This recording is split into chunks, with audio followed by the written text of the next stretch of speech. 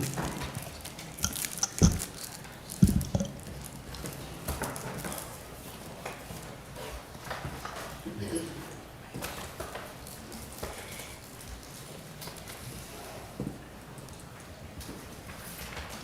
right, at 6 o'clock, we're going to start the Cheatham County Commission meeting for June 29th, 2026.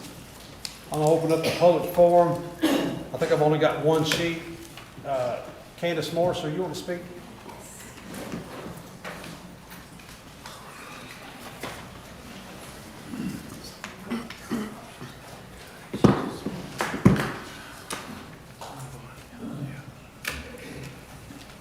You got 3 minutes. Thank you. My name is Candace Morris. I'm from District 2. I feel like I'm in the Hunger Games right now. I'm speaking out against the AI data centers. It's artificial intelligence is being trained by corrupt people in our local, state, federal, and global governments. Now I know why the lawyers are too scared of the sheriff's department. The intimidation tactics I just witnessed in public speaking of another, fellow resident. No wonder people are scared whenever they're threatened with law enforcement for publicly speaking. So it makes a lot of sense now that I just witnessed what I witnessed, why people are so scared to speak up. They're intimidated by people with guns that will beat you up if you don't go along with them. That's why I've always submitted to the police, because I'm terrified they're going to beat me up. And that is what the AI is being trained on. So right now we can at least try to change hearts and minds of people to do the right thing, expose corruption, expose stalking, sex abuse. When the artificial intelligence takes over, we're not going to be able to influence that. We're not going to be able to try to change its heart and mind because it doesn't have a heart or mind. It's being trained on all of us in an illegal social experiment that's gone on multiple generations now. I know that when I went to the sheriff's department seeking help from being stalked and sexually abused, the female officers, the females that worked down there were the ones that thought that was so funny. I couldn't believe this because I've seen Law and Order Special Victims Unit. They acted concerned about abuse survivors. Not our sheriff's department. Again, the lieutenant, the last time I was down there on November 3rd, 2025, threatened that if I kept complaining about being stalked and put in pornography against my consent, that I would be the one going to jail. Not the people doing this to me, the victim of it. This is after they'd already falsified the narrative in the police report. They've committed multiple crimes against me. Again, I've been told by multiple people to get a lawyer. I was advised by the local public defender's office that nobody was going to help me because everyone's scared of the cops. That's exactly what the Nashville Sexual Assault Center told me after having 2 sessions with them, that they could no longer speak with me because the people involved in doing this, they were too scared of. So it's a gatekeeping operation for sexual predators. That's what actually the sexual assault centers are, along with the human trafficking hotline. You have to wait 30 minutes just to talk to anyone. Imagine if you were really pressed for time and needed to talk to someone immediately, and you have to wait for 30 minutes. And this is like this every time you call the human trafficking hotline. And once you do get a hold of someone, they say, well, have you received anything of value from being human trafficked? And if you say, no, I'm being forced to do it and not get paid nothing, they hang up on you immediately. Imagine how many people are slaves, not getting paid any money. Not getting paid any money at all. There's multiple people that's helping cover up sex abuse, stalking for multiple generations. My grandfather was shot 5 times in Ashland City at point blank range by someone stalking him, because stalking leads to murder. And the fact that people think this is funny, people at my church, people at the sheriff's department, women at the bank not cashing my check because they think that's funny to do to a fellow I'm very community sorry, member. ma'am, Ms. but your Morris, your timer time's went up. off and we only give people 3 minutes, and I'm sorry for what you're going through. I've called into C-SPAN. I've called into as many TV shows, radio shows, internet shows. I've spoken out about this for a long time. Thanks for giving me the opportunity that y'all cannot claim that y'all didn't know about what's happening to me or my family members. Y'all have all been very informed about it. That's what the AI data centers are being trained on, sex abuse. Thanks. Do we have anybody else that wishes to speak? Fill out your form. We'll close the public forum at 6:05. Sheriff, will call to order? All right. Special Body of Cheatham County is in session on this Monday, June 29th, 2026. Let us pray. We come before you tonight with grateful hearts, thanking you for the many blessings, Lord, you have bestowed upon our nation, our state, our county, and our communities. As we recognize and celebrate the 250th anniversary of our great nation, we thank you for the freedoms we enjoy, for the generations of men and women who have sacrificed to preserve those blessings. May we never take for granted the liberties you have entrusted to us. We lift up our federal, state, and local leaders, grant them wisdom as they serve the people. We ask your hand of protection over our first responders, our volunteers, our EMS personnel, our sheriff's department, firefighters, law enforcement officers, and all who protect our community. We especially pray for the people of Cheatham County.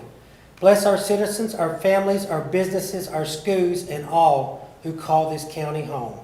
As this commission meets tonight, guide every discussion, every decision, give us clear minds, respectful hearts, and the wisdom to make the choices that will best serve the people of Cheatham County. All these things we ask in your name. Amen. Amen. Would you join me in the Pledge of Allegiance? I Pledge allegiance to the flag of the United States of America and to the republic for which it stands, one nation, under God, indivisible, with liberty and justice for all.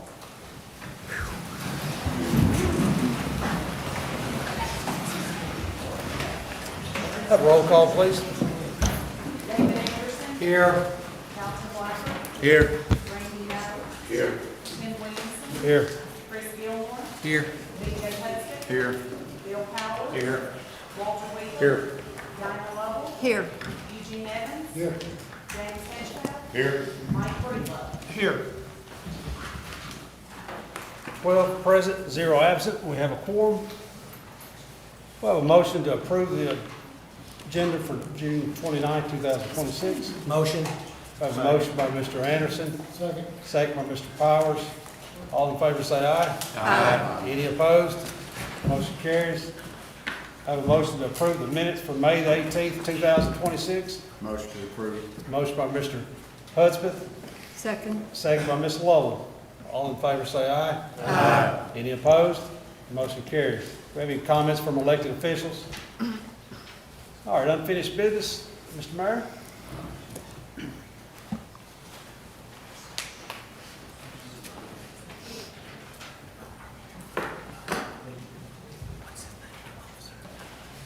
Thank you, Chairman. We have two items to take care of that was approved by this county commission the last few months.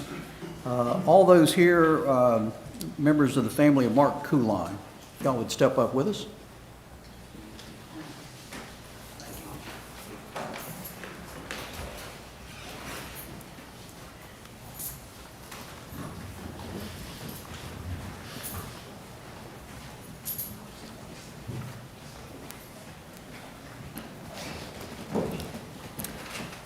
All right, and I do want to give credit also, Tim Atkins is here.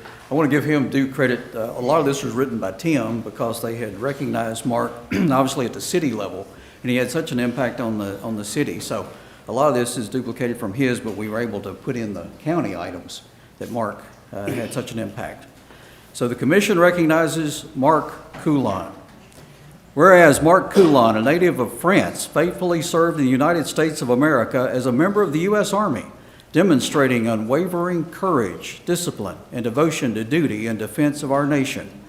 And whereas he joined the U.S. Army in July 1965 and was stationed in Fort Campbell, Kentucky until 1967, when he was deployed with the 101st Airborne Division to Vietnam. After being wounded in an ambush in 1968, he was sent back to California to recover. After recuperating, he pursued assignments to his original unit. He voluntarily bought a plane ticket to rejoin his unit in Vietnam. After finishing his tour in 1969, he received several military honors, including the Purple Heart, Bronze Star, Air Medal, and other commendations. And whereas he moved to Cheatham County in 1970 and began a distinguished 49-year career in law enforcement, working for the Cheatham County Sheriff's Department with Sheriff Doris Weekly. Mark served as interim sheriff following the death of Sheriff Weekly and later with the Ashland City Police Department and serving as the Ashland City Police Chief from 2006 until his retirement in 2019. And whereas Mark Coulon faithfully served the Ashland City Police Department, demonstrating unwavering professionalism, integrity, and compassion in every role he held.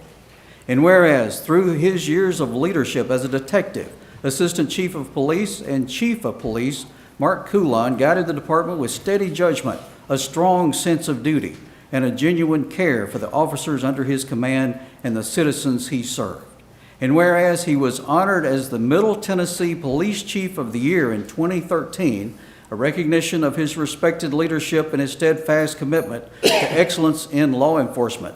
And whereas his service with the Ashland City Police Department strengthened the trust between law enforcement and the community, and his example set a standard of excellence that will continue to shape the department for years to come. And whereas Mark served on the Cheatham County Commission from December 17, 1986 to August 31, 1990, representing the 1st District that included the town of Ashland City.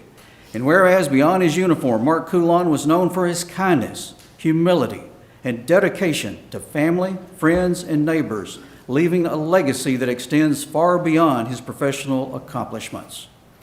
Now, therefore, be it resolved that it be proclaimed that the Cheatham County Mayor and County Commission hereby honors the life, service, and enduring impact of Mark Coulon and expresses its heartfelt appreciation for his contributions to our community.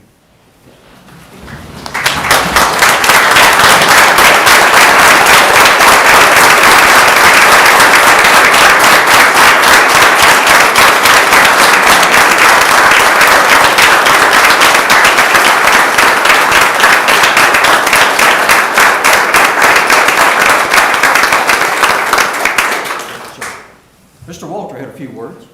Yes, Mark, my dad was first elected in 1970, and Mark's father-in-law was a commissioned deputy.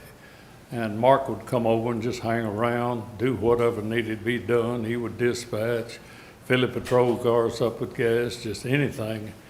And if this old jail could talk over here, it would have many a story with my mom and my dad and Mark.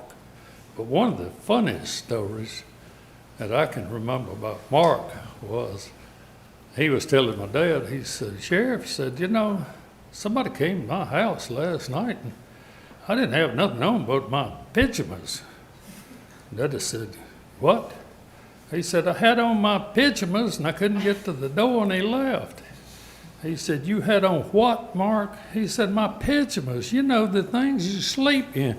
He said, oh, hell, Mark, you're talking about pajamas. But my mom and dad thought as much of Mark Coulon as any. He was a member of their family, our family. So he was a great friend and a great officer.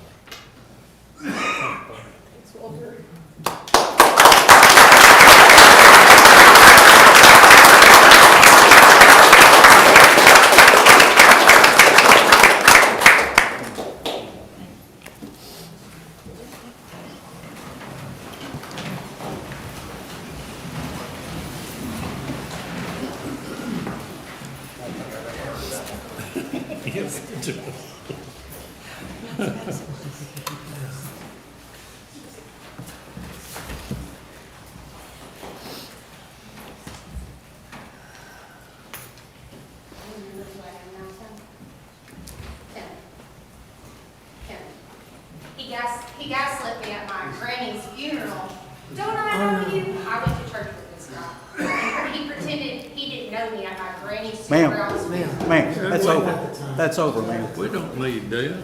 I never got a better time than this, guys. It's my right to grandma. Yes, sir, greetings.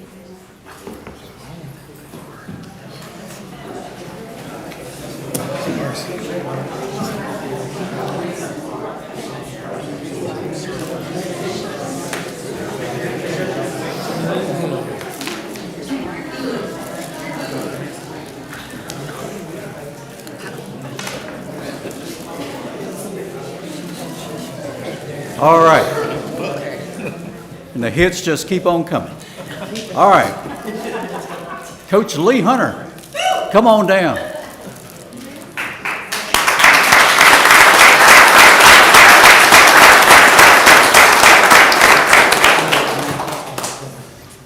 Good to see you. County Commission recognizes Coach Lee Hunter. Whereas for 16 years, Coach Lee Hunter led the Sycamore High volleyball program with exceptional dedication, passion, and integrity. And whereas under Coach Hunter's leadership, the Lady War Eagles achieved remarkable success, consistently demonstrating excellence, resilience, and sportsmanship on and off the court. Whereas Coach Hunter led the Sycamore program to regional appearances in 2021, 2022, and 2023, and a state sectional appearance in 2023. And whereas Coach Hunter has invested countless hours into developing his athlete's skills, confidence, and character, helping each player discover her potential and strive for personal and team success. And whereas Coach Hunter's influence extends far beyond wins and championships, as he served as a mentor, role model, and steady source of encouragement for generations of student athletes. Whereas Coach Hunter's commitment to teamwork, discipline, and perseverance has shaped not only the volleyball program, but also the lives of the young women he has guided. And whereas the Cheatham County Commission recognizes Coach Hunter's legacy is defined not only by competitive accomplishments, but also by the countless lives he has inspired, supported, and empowered. Therefore, be it resolved that the Mayor and Cheatham County Commission recognize Coach Hunter for the positive impact that he has made leading the Sycamore High School volleyball program over the past 16 years and in the lives of the athletes he has so profoundly influenced.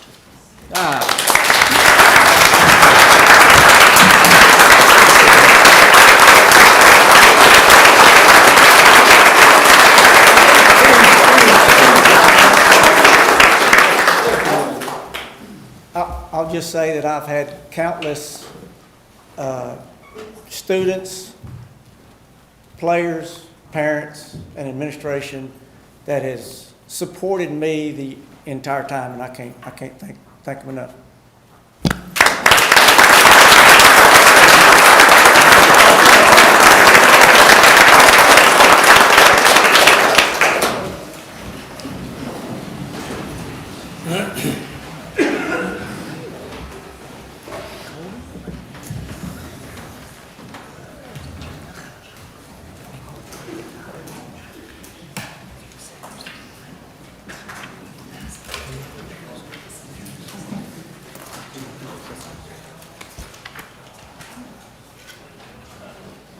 We don't have anything in the building department tonight. Your packet and stuff's in your, from the building department's in your packet. All right, budget. Item 1, budget amendments, general purpose school. They have various amendments totaling $2,220,300. The Board of Education vote was 5 yes, 0 no, 1 absent. Funding source various. We have a motion to approve. Motion. Motion by Ms. Lovell, second by Mr. Anderson. Any questions?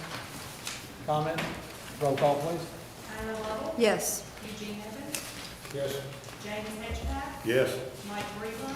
Yes. David Anderson. Yes. Carlton Blackford. Yes. Randy Moe. Yes. Tim Williamson. Yes. Chris Gilmore. Yes. B.J. Logan. Yes. Bill Powers. Yes. Walter Weaver. Yes. Anybody wish to change your vote? 12 yes, 0 no. Motion carries. Item 2, budget amendments, central cafeteria. The amendments total $36,000. Board of Education vote was 5 yes, 0 no, 1 absent. Funding source various. We have a motion on the floor. Motion to approve. Second. Motion by Mr. Gilmore, second by Mr. Anderson. Any questions? Roll call, please. Chris Gilmore. Yes. B.J. Hudson. Yes. Bill Powers. Yes. Walter Weaver. Yes. Dinah Lovell. Yes. Eugene Evans. Yes. James Hedgecock. Yes. Mike Breedlove. Yes. David Anderson. Yes. Calvin White. Yes. Randy No. Yes. Tim Williamson. Yes. Anybody wish to change your vote? 12 yes, 0 no. Motion carries. Item 3, budget amendments, extended school program, daycare, totaling $600. Board of Education vote was 5 yes, 0 no, 1 absent. Funding source various. Motion to approve. Motion by Ms. Lovell, Second. second by Mr. Husband. Any questions? Roll call, please. Dinah Lovell. Yes. Eugene Evans. Yes. James Hedgecock. Yes. Mike Breedlove. Yes. David Anderson. Yes. Calvin White. Yes. Randy No. Yes. Tim Williamson. Yes. Chris Gilmore. Yes. B.J. Hudson. Yes. Bill Powers. Yes. Walter Weaver. Yes. Anybody wish to change your vote? 12 yes, 0 no. Motion carries. Item 4, budget amendments, general purpose school and central cafeteria. Transfer from general purpose school to central cafeteria in the amount of $400,000. Board of Education vote, 6 yes, 0 no, 0 absent. Budget vote was forwarded to commission with no recommendation. Funding source, general purpose school fund balance. Motion to approve. Second.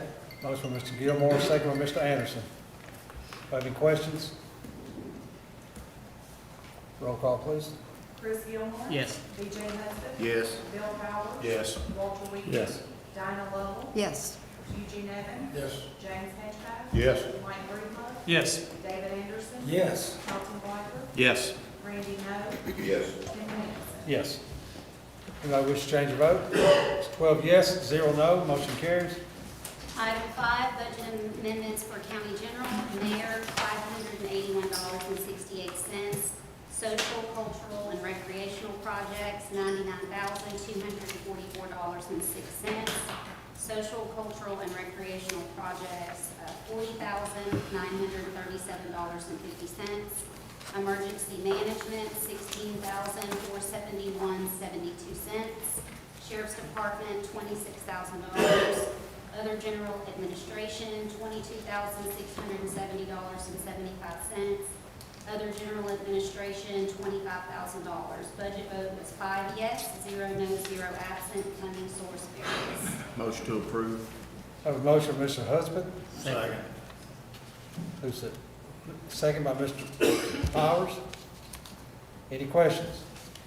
The park money, Yes. how many dollars was that, Senator? For which library? The South Cheatham Library, Kingston Springs? I thought we had. So those were those two on page 9 were for the two different libraries, South Cheatham and the existing library in Ashland City. I thought I heard the money that was taken up for the impact fee that went to the park. No, sir, no, that's just the category of the budget it's in. Any more questions? Roll call, please. B.J. Hudson. Yes. Bill Powers. Yes. Walter Weaver. Yes. Dinah Lovell. Yes. Eugene Evans. Yes. James Hedgecock. Yes. Mike Breedlove. Yes. David Anderson. Yes. Calvin White. Yes. Randy No. Yes. Tim Williamson. Yes. Chris Gilmore. Yes. Anybody wish to change your vote? 12 yes, 0 no. Motion carries. Item 6, budget amendments, unemployment compensation, other general administration, $250. Budget vote 5 yes, 0 no, 0 absent. Funding source, unemployment compensation balance. Motion to approve. Motion by Mr. Powers, Second. second by Mr. Husband. Any questions? Roll call, please. Bill Powers. Yes. Walter Weaver. Yes. Dinah Lovell. Yes. Eugene Evans. Yes. James Hedgehouse. Yes. Mike Breedlove. Yes. David Anderson. Yes. Carlton Blackford. Yes. Randy Noe. Yes. Tim Williamson. Yes. Chris Gilmore. Yes. BJ Hudson. Yes. Anybody wish to change your vote? 12 yes, 0 no, motion carries. Item 7, budget amendments, other capital projects, vehicles. Other general administration, $1,500. Budget vote 5 yes, 0 no, 0 absent. Funding source, other capital projects, vehicles, fund balance.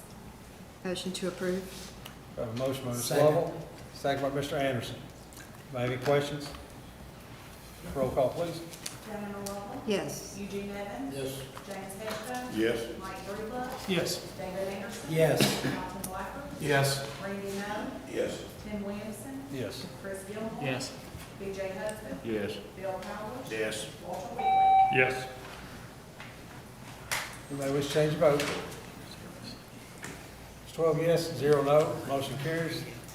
Item 8, budget amendments, other capital projects, jail, other general administration, $1,600. Budget vote 5 yes, 0 no, 0 absent. Funding source, other capital projects, jail fund balance. Motion to approve. Motion by Mr. Anderson, Second. second by Mr. Powers. Any questions? Roll call. David Anderson. Yes. Carlton Blackford. Yes. Randy Noe. Yes. Tim Williamson. Yes. Chris Gilmore. Yes. BJ Hudson. Yes. Bill Powers. Yes. Walter Wheatley. Yes. Diana Lovell. Yes. Eugene Evans. Yes. James Hedgehouse. Yes. Mike Breedlove. Yes. Anybody wish to change your vote? 12 yes, 0 no, motion carries. Item 9, budget amendments, general debt service, other general administration, $3,000. Budget vote 5 yes, 0 no, 0 absent. Funding source, general debt service fund balance. Do I have a motion? Motion. Motion by Ms. Lovell, Second. second by Mr. Anderson. Anybody have any questions? Roll call, please. Diana Lovell. Yes. Eugene Evans. Yes. James Hedgehouse. Yes. Mike Breedlove. Yes. David Anderson. Yes. Carlton Blackford. Yes. Randy Noe. Yes. Tim Williamson. Yes. Chris Gilmore. Yes. BJ Hudson. Yes. Bill Powers. Yes. Walter Wheatley. Yes. Anybody wish to change your vote? It's 12 yes, 0 no, motion carries. This takes us into the budget section. Get started. All right, give me just, Okay? would it be all right with the commission? I had one sheet, the gentleman come in a little bit late. Would it be all right if we let him speak? Sure. Sure. Yeah. Mr. Morris?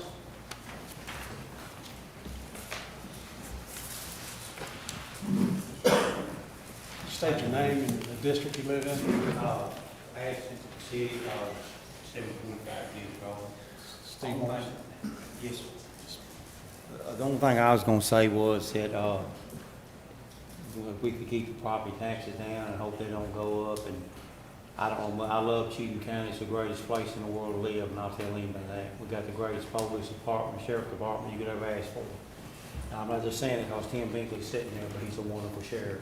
I mean that from the bottom of my heart. I was gonna say was, I don't know much of, I've lived here since 1988, and I was just gonna suggest for some way they could raise the price on the tax or something where everybody's contributing to the county instead of people that's like retired like me, that's, I pay my property taxes, but it's hard.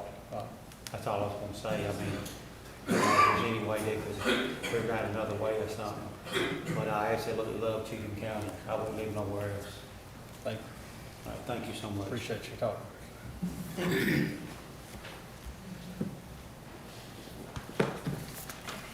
I also wanted to say, and I always forget this in commission meeting, it seems like we're going through stuff pretty quick, but we have a workshop, and all this budget things that we just voted on is, any discussion usually happens in that. So that's why it sounds like we're just rushing through this, and we're not.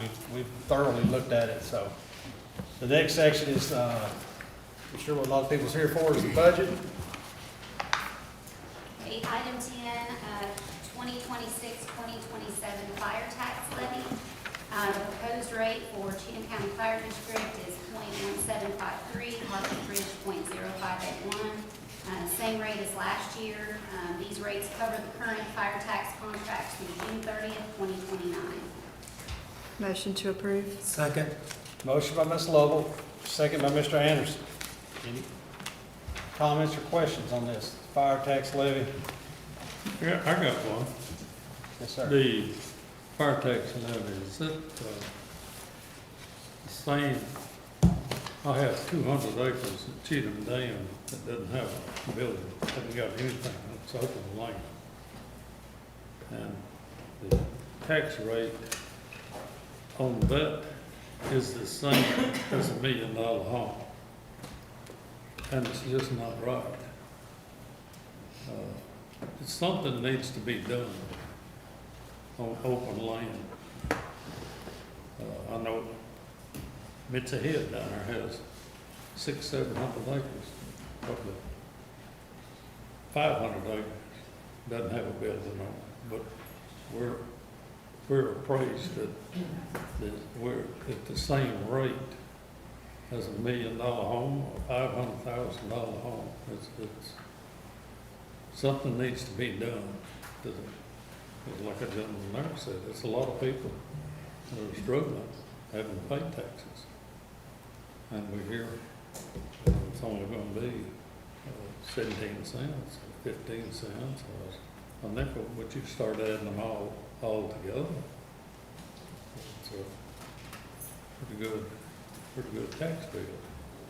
Mr. Mayor, when would be the time to look at changing something on that? When the fire contracts come up, as far as being Well, charged different from what, a lot that has a house to just open land? Yeah, but as far as unimproved property, it would fall under, let Attorney Bly actually speak to that, because I think we've looked at that before, and there's some issues and balance and stuff like that with it.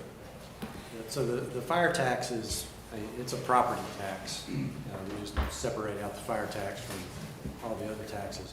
But, state law says how you assess property taxes. So currently, state law doesn't allow any differentiation between, a developed property and vacant land, other than it's valued differently, and there are various exemptions or reductions for like agricultural land. So those impact it, but the county doesn't currently have authority to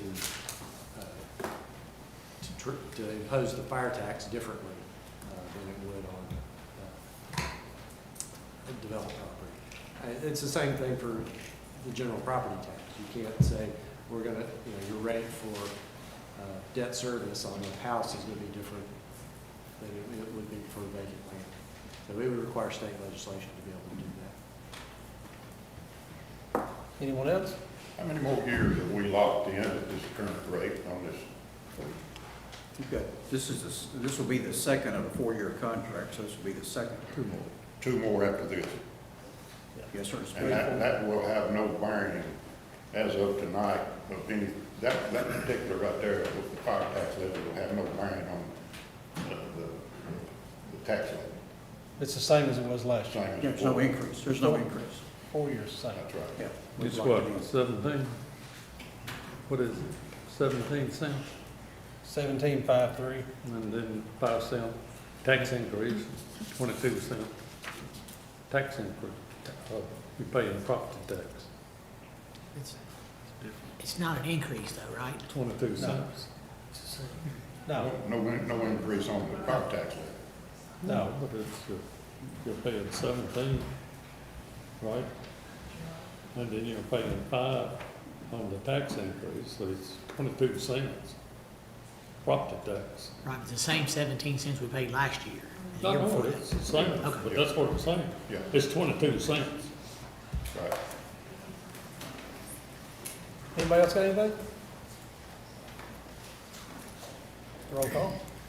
Diana Lovin, Yes. Eugene Evans, Yes. James Hedgecock, Yes. Mike Breedlove, Yes. David Anderson, Yes. Carlton Blacker, Yes. Randy No, Yes. Tim Williamson, Yes. Chris Gilmore, Yes. Yes. B.J. Hudson, Yes. Bill Powers, Yes. Walter Weaver. No. Anybody wish to change your vote? It's 11 yes, 1 no, 0 absent. Motion carries. Okay, item 11 is the 2026-2027 budget document, appropriations document, nonprofit document. All 3 of these shall be voted on as a whole. The total proposed increase overall is 5.67 cents, recommended out of budget committee. This increase includes the employee steps, longevity, and retirement, elected officials increase, commission meeting increase. That was approved at the December 16, 2024 commission meeting. All the insurance increases, all other uncontrollable cost increases, 0.8 cost of living adjustment for employees, and all other needed cost increases. It also includes a 0.7 cent need for solid waste, and in education debt service. No new money was needed there, but the mayor wanted me to point out that it includes some additional items, field lighting, security items, their maintenance tech building, and the construction building at Harbor 5, in addition to the regular items that are in rotation. That is all.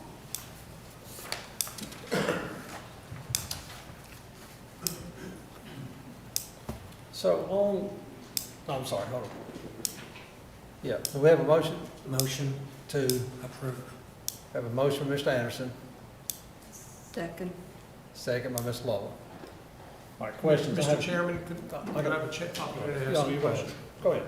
And it's just on one line item that has to do with courthouse security, where it was initially requested, Sheriff's Office requested 4 new full-time court officers, and we're getting ready to have two new courtrooms open up along with the existing 2.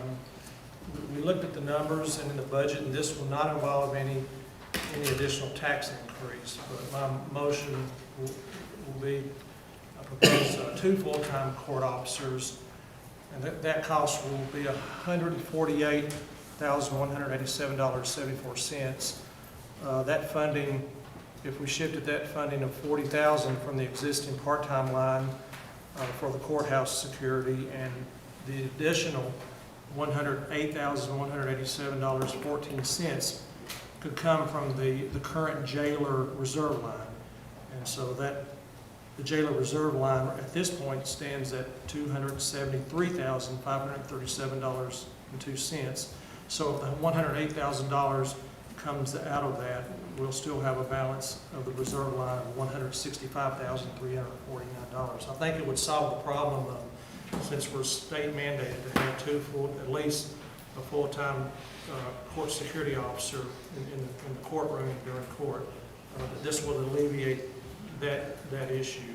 And so we're just basically moving some money that's already there over to create these 2 new positions. So you're wanting to make an amendment to the motion? Yes, sir. This doesn't affect the 5.67, correct? No. What's it gonna do next year? You have to cover those officers next year, yes.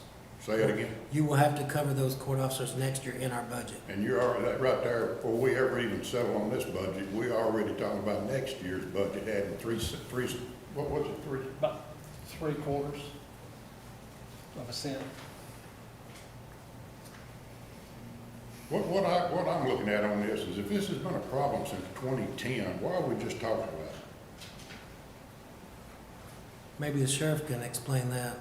When you was a sheriff, that was a problem, was it not? It was an issue in that we were using part-time people that we would hire. Most of the part-time people weren't certified officers. They were part-timers. We're looking at it from, and this also comes from the state, in that we are putting ourselves in such a high liability in the event of an issue, kind of like what we saw tonight, where we had someone acted out and got physical, and it turned into someone getting hurt, then the county's going to be liable. The state would come in, and first of all, they'd want to see, well, what full-time officers did you have on duty at the time?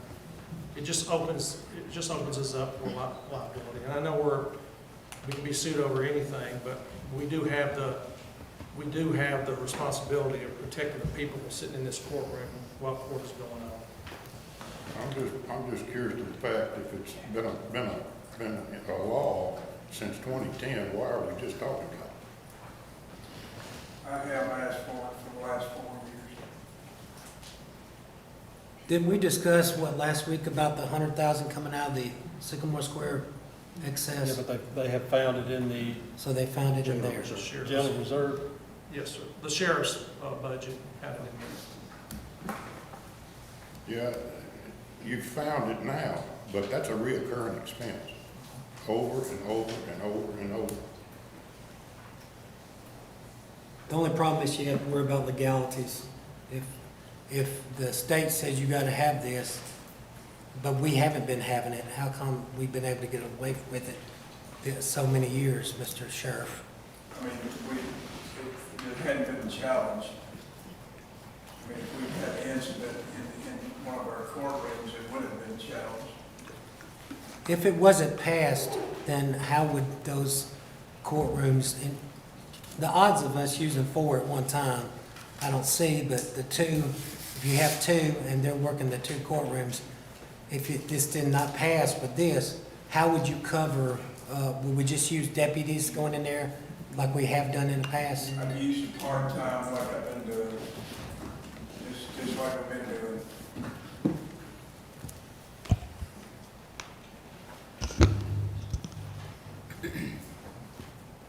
So you have a motion to amend the original motion to add the 2 full-time courtroom deputies at a price of, what was it, 100? Total $148,187.74. Do we have a second on this? Second. Second by Mr., we have a motion by Mr. Breedlove and a second by Mr. Powers. Any more discussion? Are we going to vote on the amendment to the original motion? Roll call, please. Mike Breedlove, Yes. David Anderson, Pass. Carlton Blacker, Yes. Randy No, No. Tim Williamson, No. Chris Gilmore, Yes. B.J. Hudson, Yes. Bill Powers, Yes. Walter Weekly, No. Diana Lovell, Yes. Eugene Evans, No. James Hedgehoff, No. David Anderson. Yes. Anybody wish to change your vote?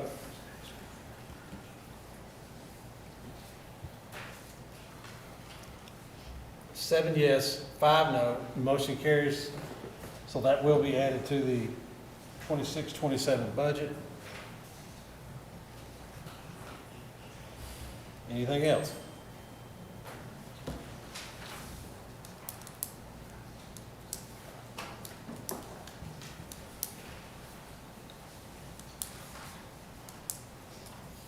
All right, this is our budget for the year. All right, guys, I want to make I normally don't do it as chairman, but I want to make an amendment to the budget motion. And, because right now we're $1,144,568.64, which would cause the 5.67 property tax increase. I would like to make an amendment to the motion, the original motion, to take that amount, $1,144,568.64 out of the capital projects line where we give, where we've been putting in for the school system's capital projects. We give the school system $4.5 million every year of sales tax. Anything above that, we've been putting it in capital projects. I would like to take that this year, take that amount out of that amount of sales tax, and that would bring our proposed increase to 0. Unless there's any other motions, that would bring our budget in balance with the no tax increase. So put that in the form of a motion. We'll have to have a second. Second. Second by Mr. Weaver. Any discussion? How does that affect the school's capital projects? Well, they would probably have to, if they had any major issues that they don't have in their budget already, they would have to take it out of the fund balance or come and ask for it to come out of ed debt.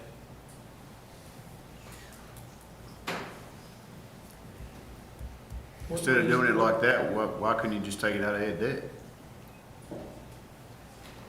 If they would have to go back to that to take it out, Well, if you cut pennies out of ed debt, that's gonna change your whole schedule that we've got right now. Sandrine, which to you would be easiest as the finance director? I would say educational capital projects, you wouldn't have to.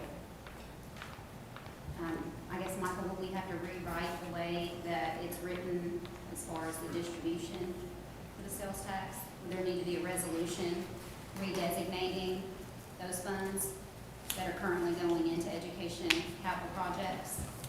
No, the budget would do that. Okay.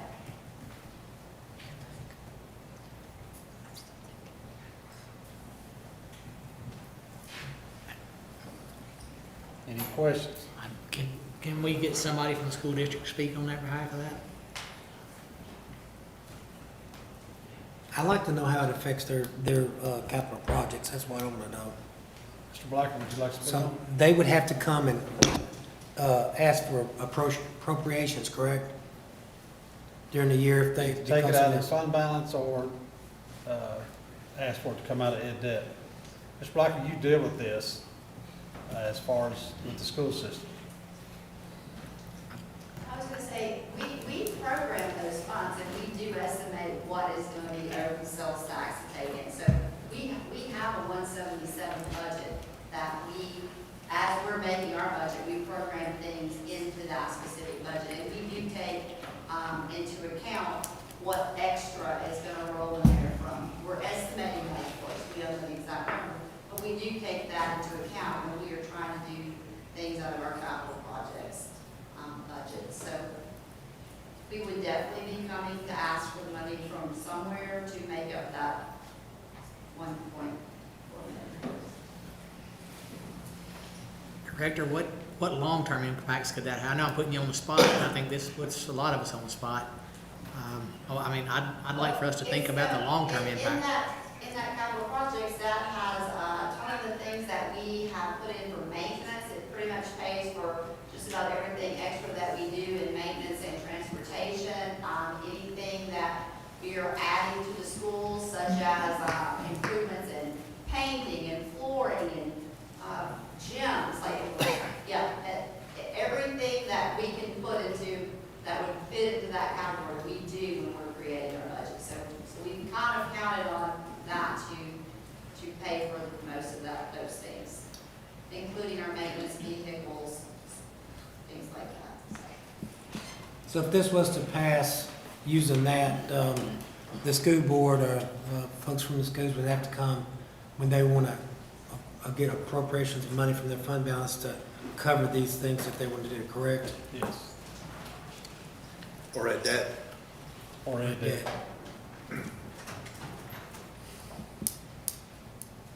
And the other option I is, think that you want us coming to you every few months. We would have to probably take a one lump sum, because I don't think you would want us to come every time that we were gonna buy something out of that capital project to say, oh, then we have $150,000 a year. And I'm assuming that you would probably just want to do that in one swoop.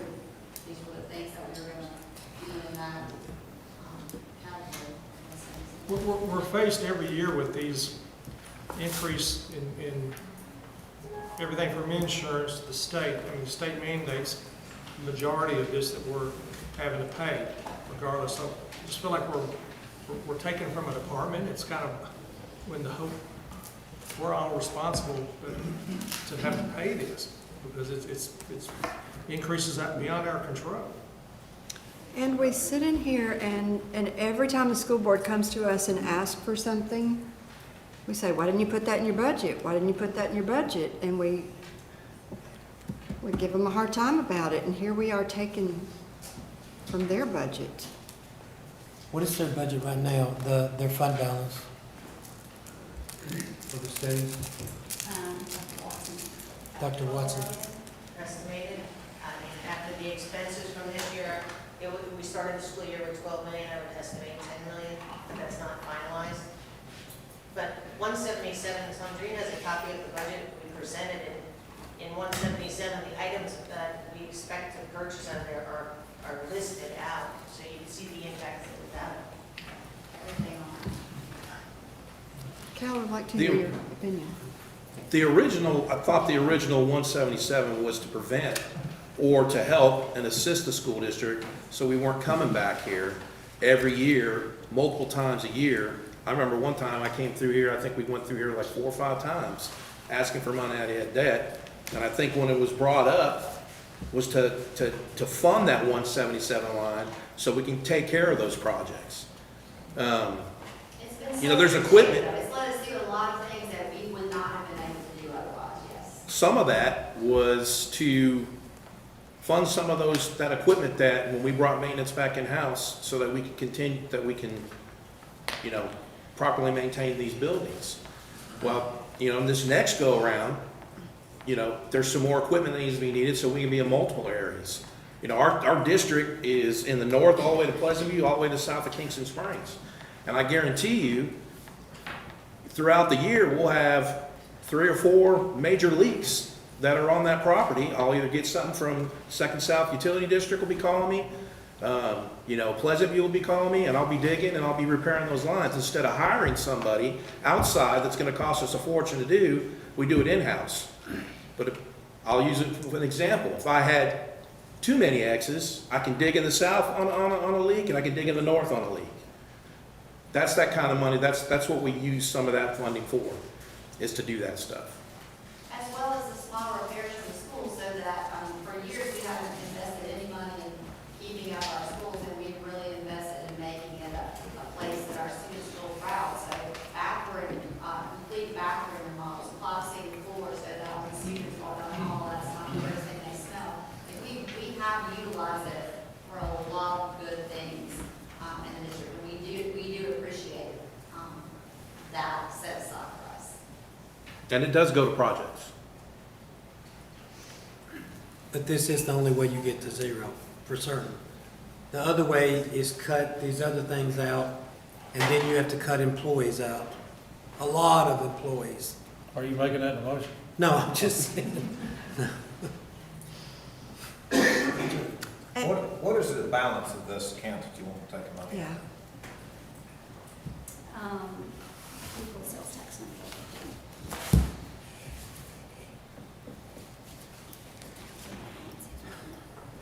Do you, Dr. Watson, do you know the fund balance right now of Fund 177? I think that's what he's asking. Oh, no. What the current balance is in 177. I can just tell you, since we've implemented it 3 years ago, the first year we did it, that fund, the revenue was $687,573.67. And then the year after was $932,120.09. And this year so far, it has earned $840,962.74, and there's still 1 month to go. It's usually between $400,000 and $500,000.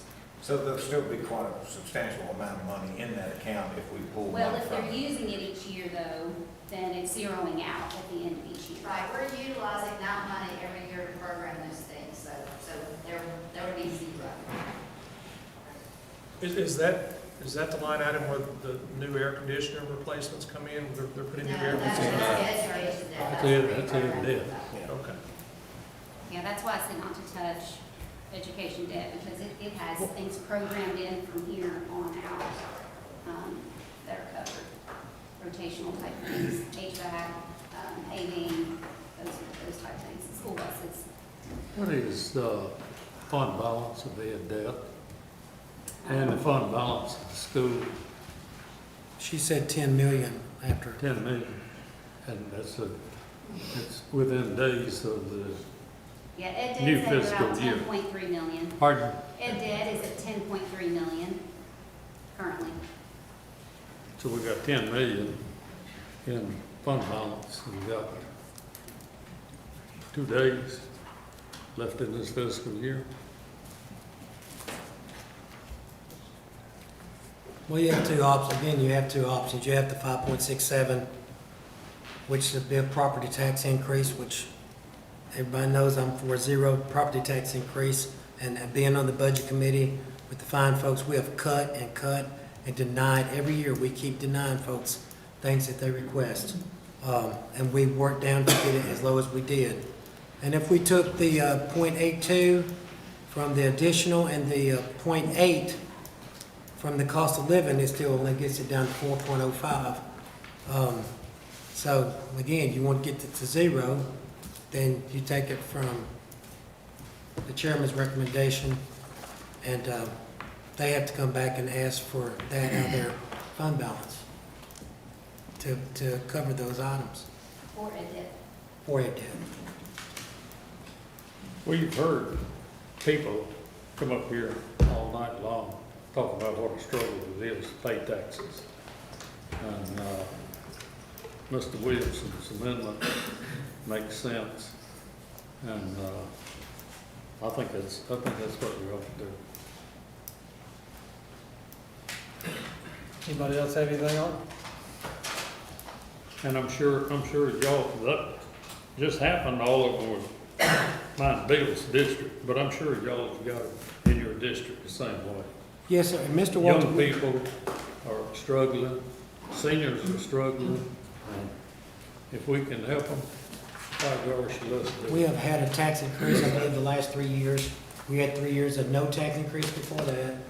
And I don't like seeing our folks and our seniors have a hard time. I'm a senior now, unfortunately. But I look at this option, and I want to make sure that the schools can be able to get what they need to have done for their school systems. Our schools is very important to take care of our students, but these are the two options that are on the table right now. We all, I don't understand. So if we're gonna come back for that money out of that debt, just take it out of that debt. Yeah, that was me. If they were gonna have to come back and ask for it, and it's gonna have to come out of debt, then if that's the route to go, then why can't you just do that on the front end instead of taking it from their capital stuff? Well, they've got over $10 million in fund balance, and will more than likely add more to it when their audit comes through. So they can afford to take $1 million out of fund balance. But at the same token, though, I've seen it time and time again, and it's always up for debate, if you take this money, if the commission so chooses to take this money, and they come back and ask for something, then they'll get the third degree as to why they're coming asking for money. Like, just alleviate it on the front end. If it can come out of ed debt and you accomplish the same goal, then leave that alone and take it from there. It's the same principle. If they're gonna come back and ask for it, it's gotta come out of ed debt. It's the same thing. I was gonna say, can I say something else about that? So this board is amazing at planning for the future. So they not only plan for what they want out of capital outlay, they plan for what they want to come from our fund balance as well.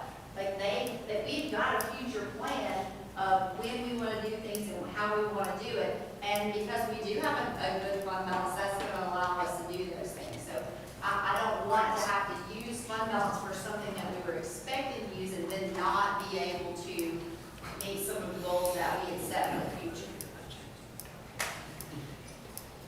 And like if wherever you take it from, what's it do next year? I mean, look at all the things that was cut from this budget. A whole bunch. And that's not, for everybody listening, that's not because department heads was just wishing and threw out a wish list of things that they wanted because they thought they should have them. It's things that people needed and things that they need to do their jobs effectively and efficiently. It's not a wish list. So what happens next year? What did we start with before it was trimmed down this time? You remember? 22 cents? It's liable to be 50 cents before you start chewing off of it next year. That's how much things have been cut and cut and cut and cut. So you're almost out of options. Like, I get it. You shouldn't, we've had to raise taxes, several years in a row. We went several years and did not do that. You look at the employees, they went several years, they got max cost of living. We come from not getting, the employees not getting that to getting the max cost of living. Now it's down to 0.8. Hey, I get it, you know, it's tight. It's tight. But all the things that we're taking this time, like those requests aren't gonna go away, and you're gonna have to come back and trim it all back again next year. So if you take it from ed debt or wherever, what happens next year?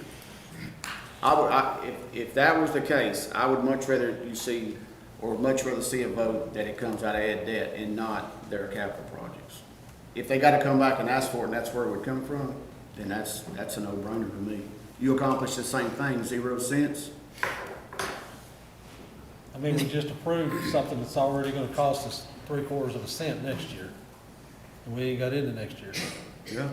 Mr. Husband, So I'm trying what I can to have a budget where we have no tax increase this year. I mean, hopefully we'll have more revenue come in next year, maybe some big businesses will move in, bring us some more revenue, but, Chairman Williamson, we talk about that, and what do we do, and what are we doing as a body to bring that big business here?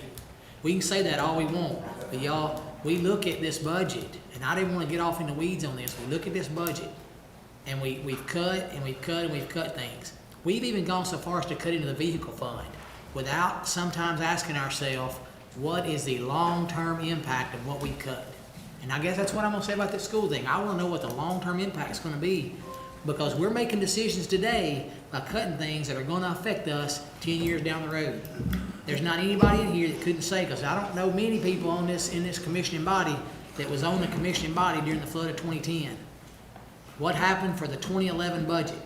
They bare bones that budget because everybody on the commission said there's no way that we can raise taxes, have a tax increase after the flood of 2010.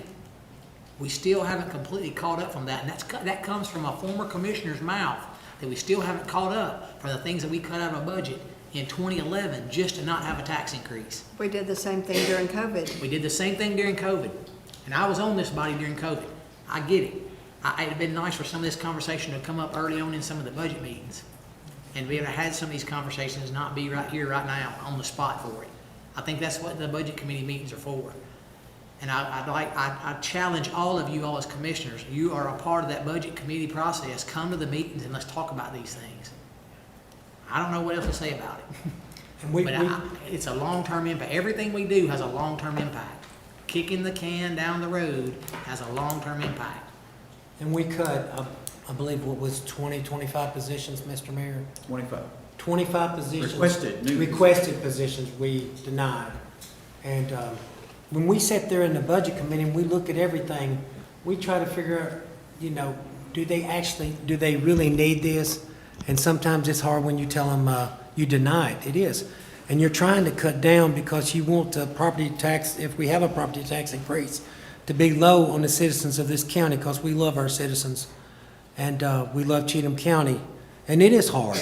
And it is hard. And just like I've looked and banged my head in the wall trying to figure out where else we could cut, you know, to get this down to 0. That's the only other option I've seen, because otherwise you're going to cut a whole lot of positions to get down. After you got down to that 0.05, you still got cut over $800,000 of positions. And which of these departments in our county and stuff are under the mayor that wants to go and lose a bunch of employees to cover this?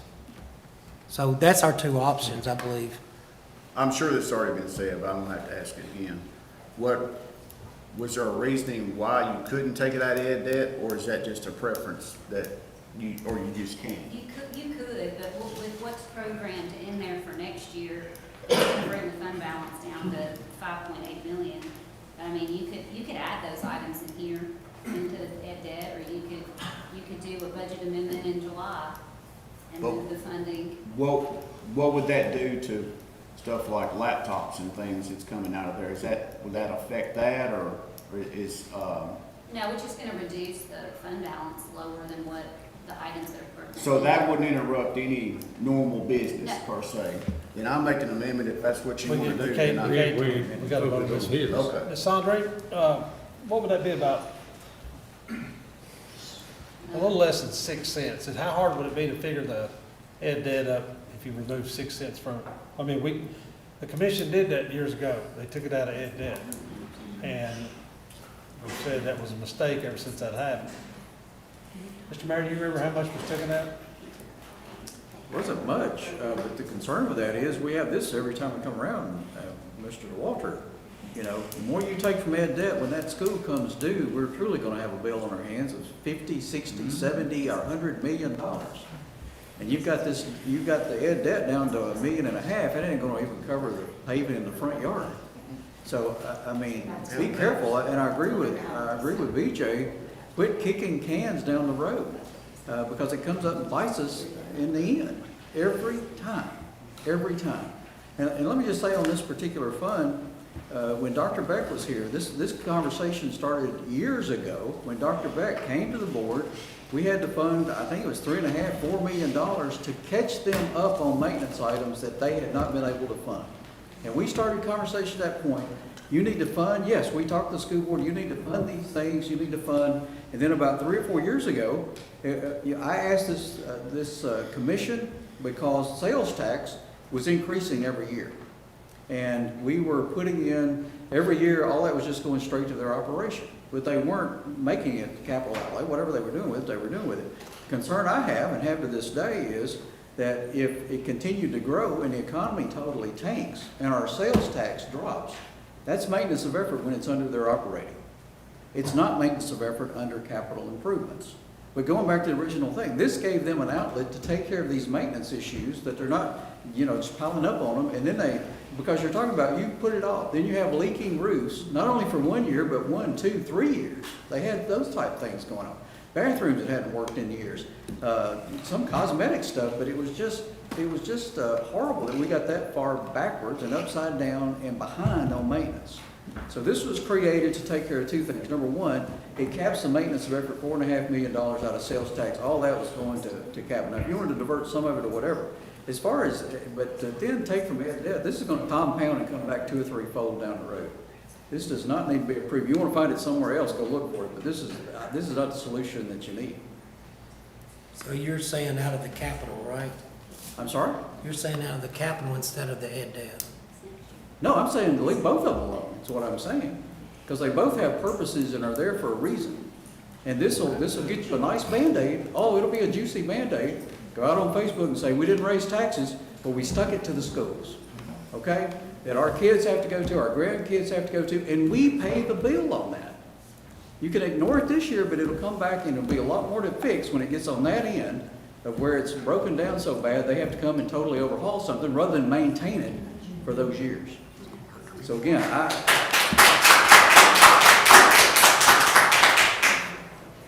So please, if you want to cut it, that's fine, but this is not the place to cut and shove, and like I said, ed debt needs to be hands off. I agree with Walter every time he brings it up. We need to leave that alone, because at some point, we're going to have to buy a school, and that's when it's going to totally hit us if we don't have $10 million left up front. We can't pay for half a school or a whole school. So you're compounding the problem with going to a whole lot of different areas.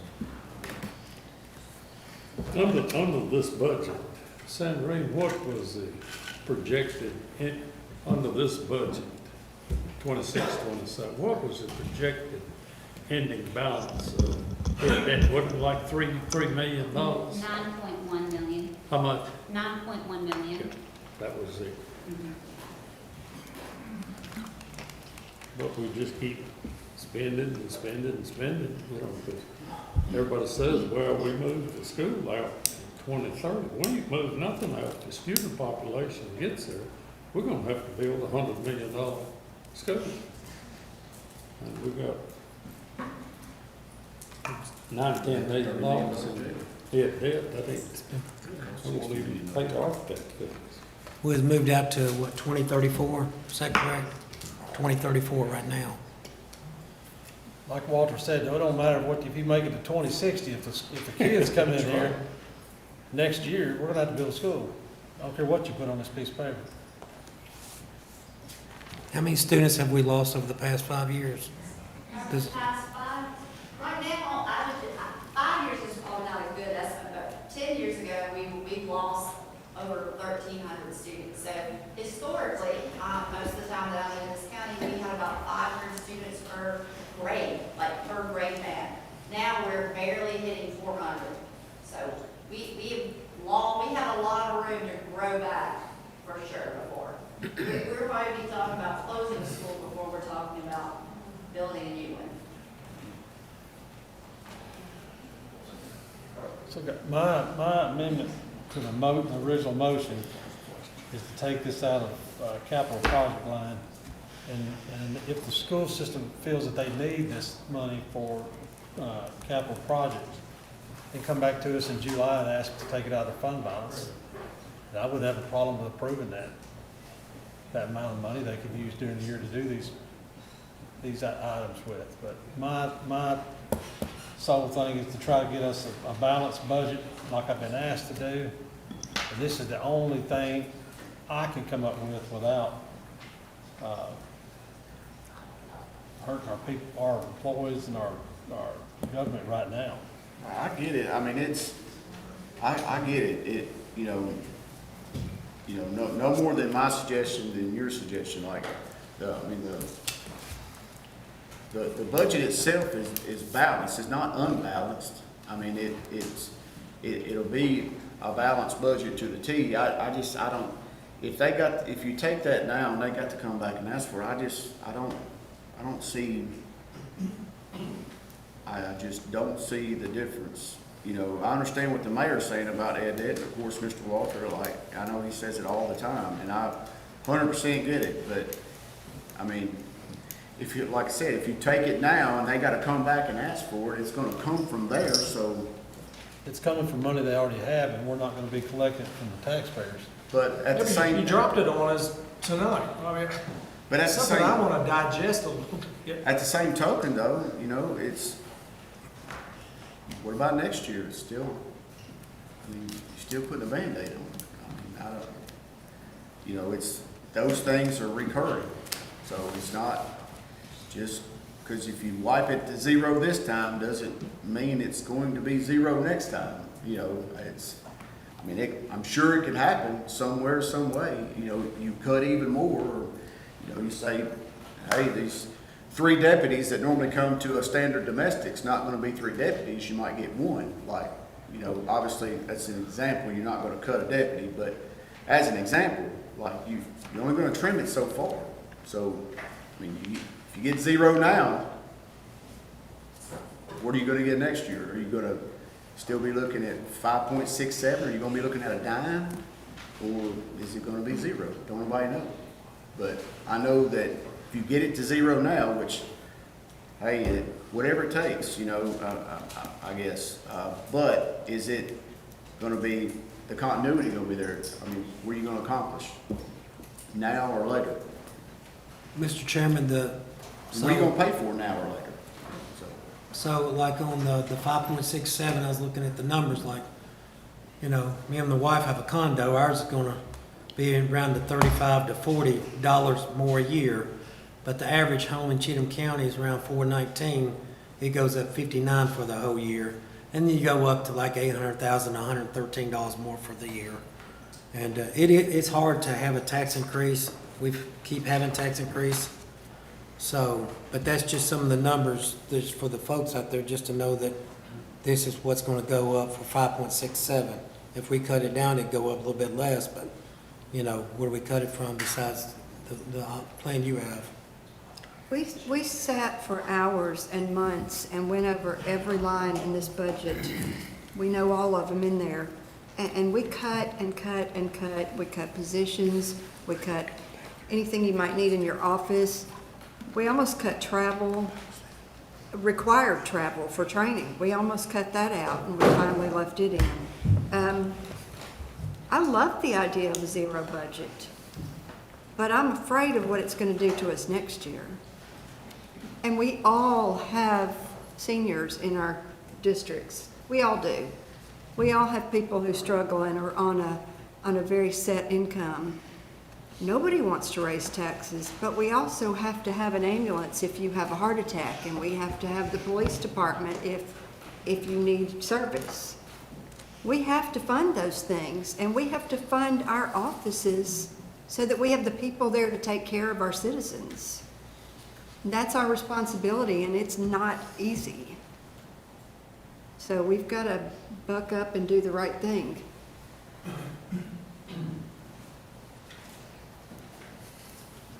Anyone else? All right, we're gonna be voting on the amendment to the original motion to take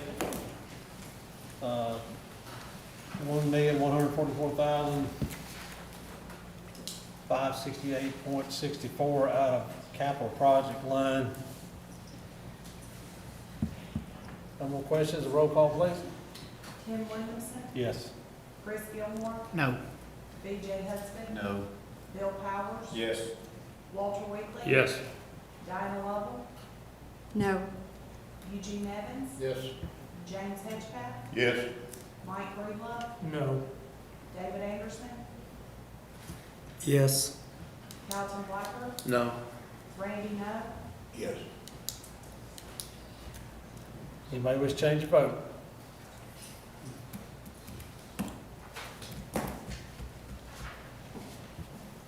On the amendment to the motion, the original motion, it's 7 yes, 5 no, 0 absent. That motion passes. Anybody else have anything on the original motion, on the text? I have a question. The ed debt form, if we approve this, are we approving anything that's added more than what was on our one last year? Or our That's latest? how we want to approach it. You can, but the amount that was, they have budgeted in Fund 177 is $1,355,000. So you could. No, I mean, as far as the new projects that they're wanting to put in ed debt, if we approve, Yeah, it's included, those items are included in this budget. can you go through that, what we're What wanting we to sent add? out earlier today. Yes, what we sent out earlier today, the spreadsheet, yes, it'd be part of this budget. You're talking about as far as ed debt. Yes, So we're adding more things coming out of ed debt. yes, if you approve to take it from the 177 and you want them to keep their projects, we can at this time add that in, and when they come to ask for it, No, I'm talking about like the maintenance building, Chairman. track. Chairman, the school board did request that of course, we had a $7 million hole in this year coming up for the maintenance building. They received their bids, it came in at like 4.4 million, I've got my numbers over here, 4.4 million. So their request was to fund that building, which we had down to 7 million, and then they also requested another million or $1.5 million, Well, we were gonna do, we asked to use that whole 7 million to fund those two projects, not any additional money from what was originally requested from this year. And we also reduced our line in safety, I believe 150,000, but I could be wrong. We were trying to reduce our number in safety, but we were trying to keep the whole 7 million to hopefully complete both of those projects with that. And the only additional thing we added was for next year, and it was $300,000 to do the lighting at Sycamore High football and soccer field. So that was the only addition to the ed debt. Is that what you have, Sandra? mm-hmm. Yeah, we have the additional 300,000 in 27-28, but then for field lights for this year, 200,000. Right. And that Safety items, was, yeah, that was pre-programmed, and then we did reduce that one line. We reduced safety. To 250. Yes, and it was originally 450, so we kept it in 200. So we're adding to ed debt for 27-28, more field lights. And then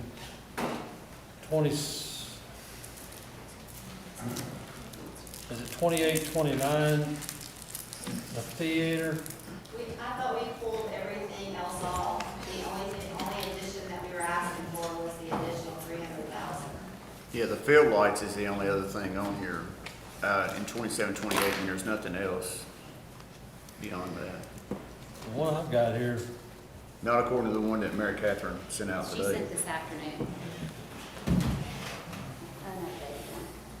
You had 450,000 field lights in 25-26, 200,000 in 26-27, and 300,000 in 27-28. Originally, we had the track and field, but we Yeah. had talked about possibly paying that out of our fund balance, but that would be something that we'll have to Yeah, and that's even pulled off, from here, so, Yeah, we pulled that. yeah. We were trying to take care of that ourselves. Yeah, other than the field lights, there's nothing beyond that, according to this sheet. Yes.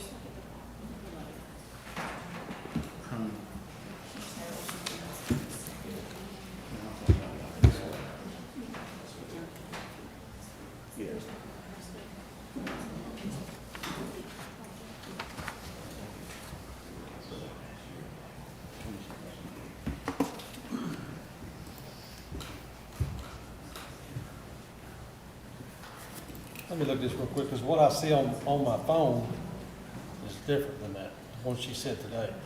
Here, I'll email it to you. Well, I can look at it. Let me look at it on the computer.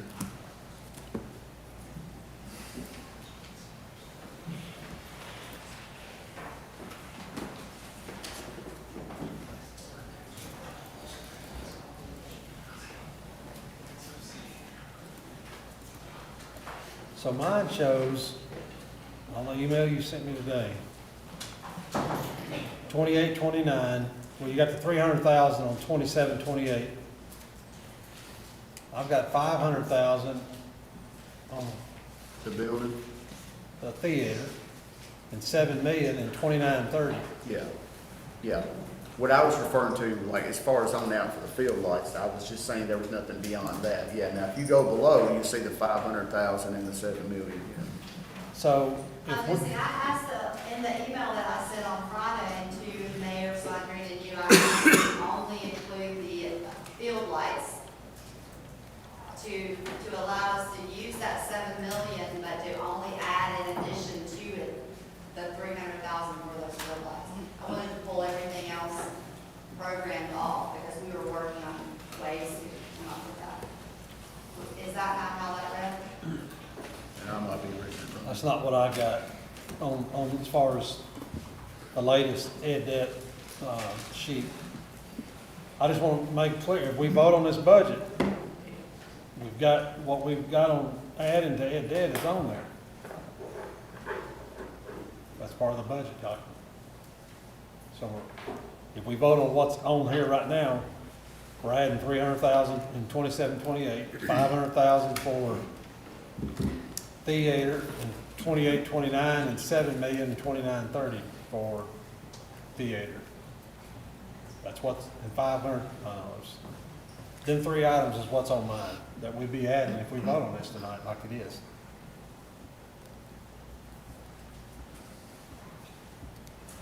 My intention when I sent the email on Friday was to only include the 300,000 for the 27-28 year for the bill price.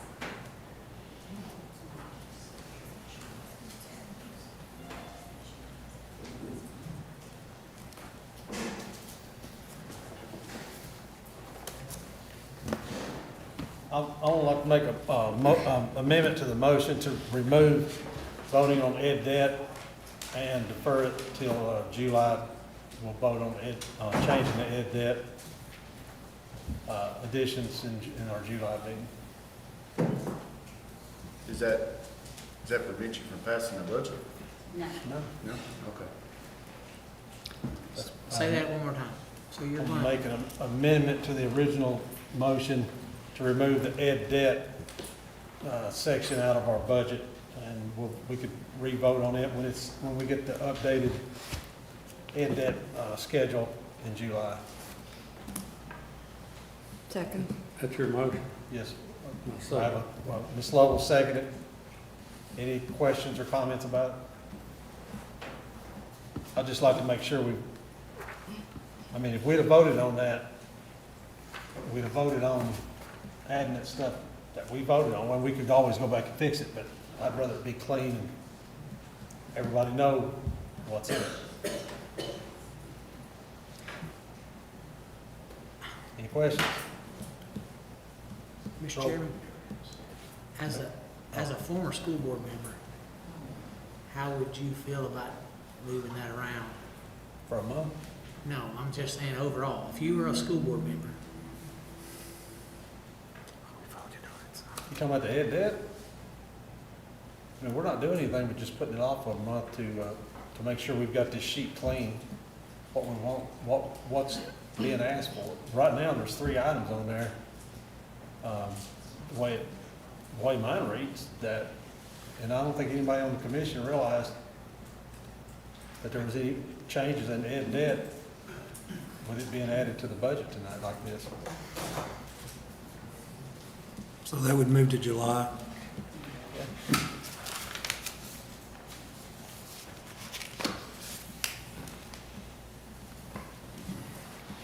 Any other questions? Roll call, please. Tim Williamson. Yes. Chris Gilmore. No. B.J. Husband. No. Bill Powers. Yes. Walter Wheatley. Yes. Diana Lovell. Yes. Eugene Evans. Yes. James Hedgepath. Yes. Mike Breedlove. Yes. David Anderson. Yes. Carlton Whitaker. No. Randy Nut. Yes.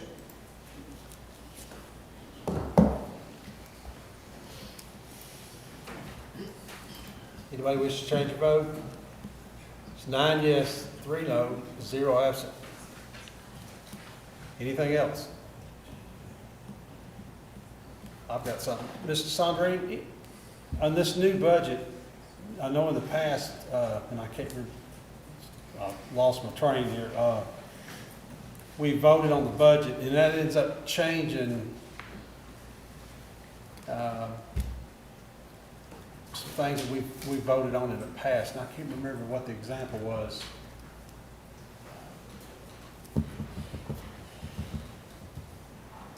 Because we always come back and say, well, I didn't realize that was in there. Anyway, okay.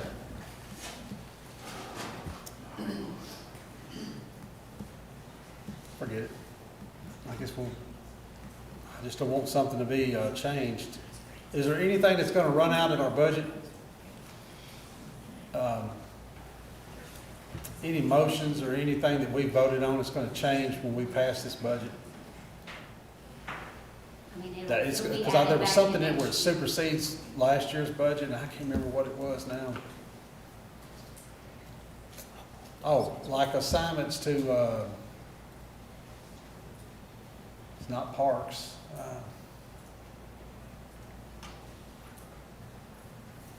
What about how the, will it change any way how the impact fees scheduled? Impact fee? Yeah. So it'll stay the same, we don't have to re-vote. Yeah, no, it's just gonna take that, the money at the end of the year that normally goes into education capital projects, it'll go to county general. What about restricted lines in the budget that we've assigned, like money to go to,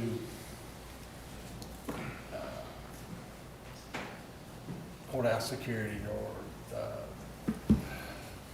remember what it was? Reserves, it doesn't change. Yeah, it. reserves. It won't change any of the reserves unless there's a resolution to Okay. change any of them. You can't change any of the restricted ones.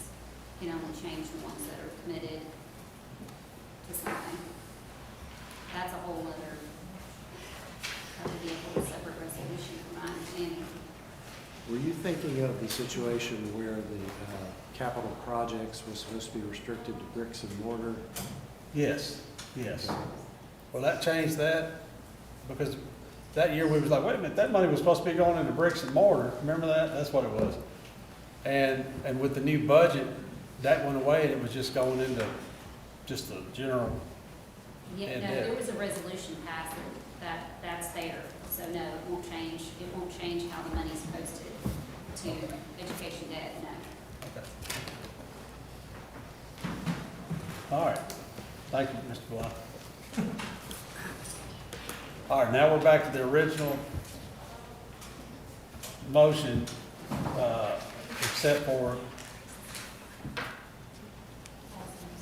yeah, as amended. So that, as it's amended, the tax increase would be 0. Does anybody else have anything? That would also negate 12, wouldn't it? Huh? That would also negate 12. There would. If we do what we're gonna do, there's not gonna be a tax levy. Well, you still have to vote on the, whatever it is existed. We'll still vote on the tax levy, it just won't be a change from last year. So the school board and stuff, they can come back on this other money that we just took out of capital to ask for that back, to ask for that in their budget. Say it Some of the again. project- Maybe I don't understand. So this, what we just took out, the 1.144 million, we just took out to make a zero budget out of the capital for the schools. So when they come back in July, August, they can ask for some of that back to make sure that they cover their projects. They could ask to either take it out of some money out of ed debt for a project, or they could take that money, whatever they need, out of their fund balance. Well, as a budget member, I just want to make sure that we don't penalize the schools for doing this too. So, to my fellow budget members that we, I won't have a problem if they come back and ask to take money, especially out of their fund balance. okay. Well, because you're moving it into next month, can we talk as a board and then come back and possibly ask for some of that money for capital outlay out of that debt? Yeah. In Yes. July, yeah, you can come back.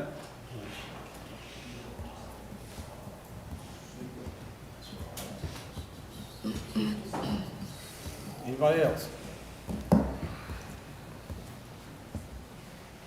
right, we're gonna vote on the original motion with the amendment added, makes the tax rate at 0. Roll call, please. David Anderson, Yes. Malcolm Blackler, No. Randy No, Yes. Tim Williamson, Yes. Chris Gilmore, No. B.J. Hudspeth, No. Bill Powers, Yes. Walter Weekly, Yes. Diana Lovell,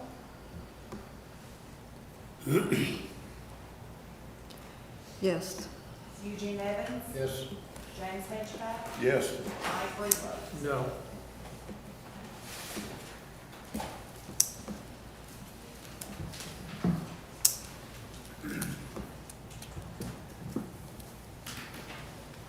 Anybody wish to change your vote? It's 8 yes, 4 no, 0 absent. That motion carries. All right, Ms. Chandra, next. Okay. We're having to calculate the new tax rates, so hold on one second. These two.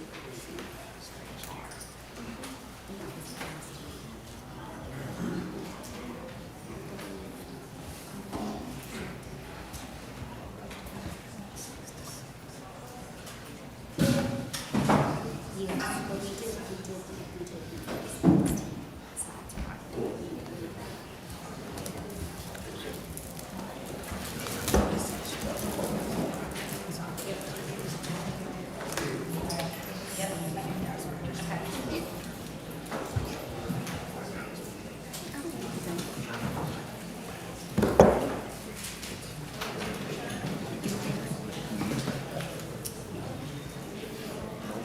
Chairman. Do we have like 2 minutes? We have like 2 minutes. Yeah, I'm ready.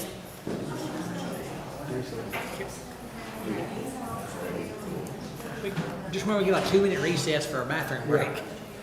Motion to recess for 5 minutes. Motion. Get out of the way. Can't wait till next year. Yeah, when it's gonna be the same. This ain't over. I'm saying so. It's ridiculous. It seems like the school trying to take care of everybody that's freaking kids.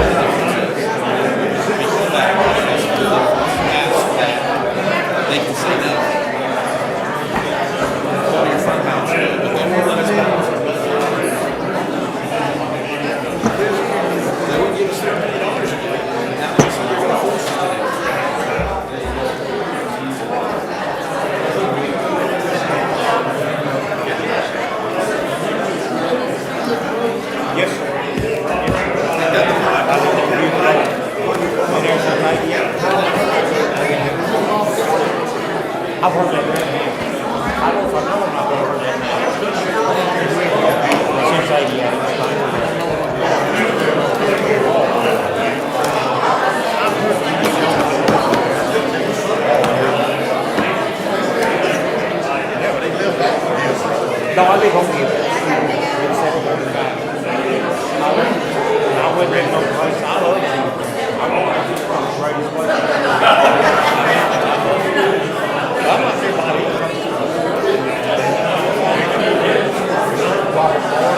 Always called the bubble.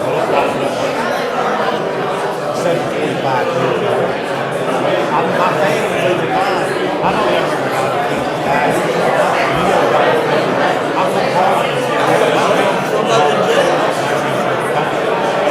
course, I was trying to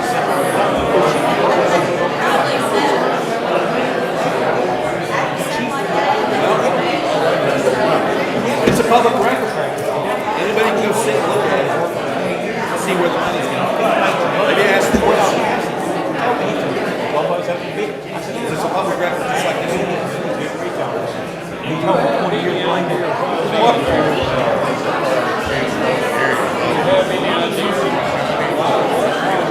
I know it's money. Johnny's a good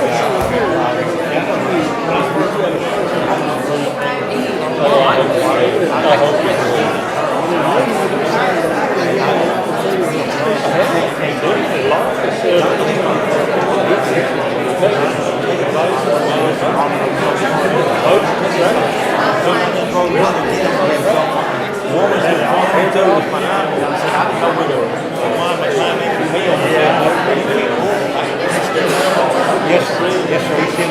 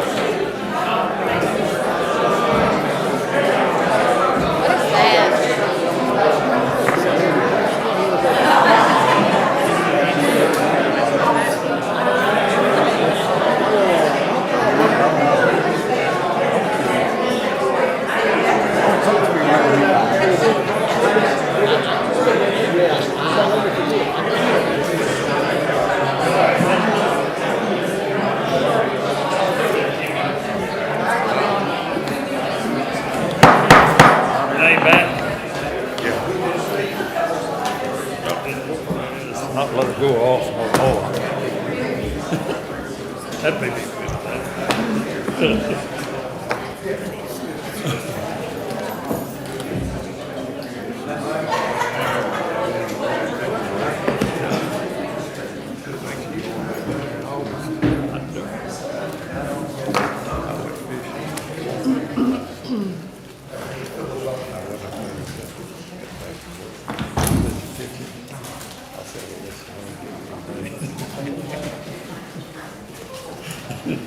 All right, we're back in session at 7:44. Ms. Sandrine?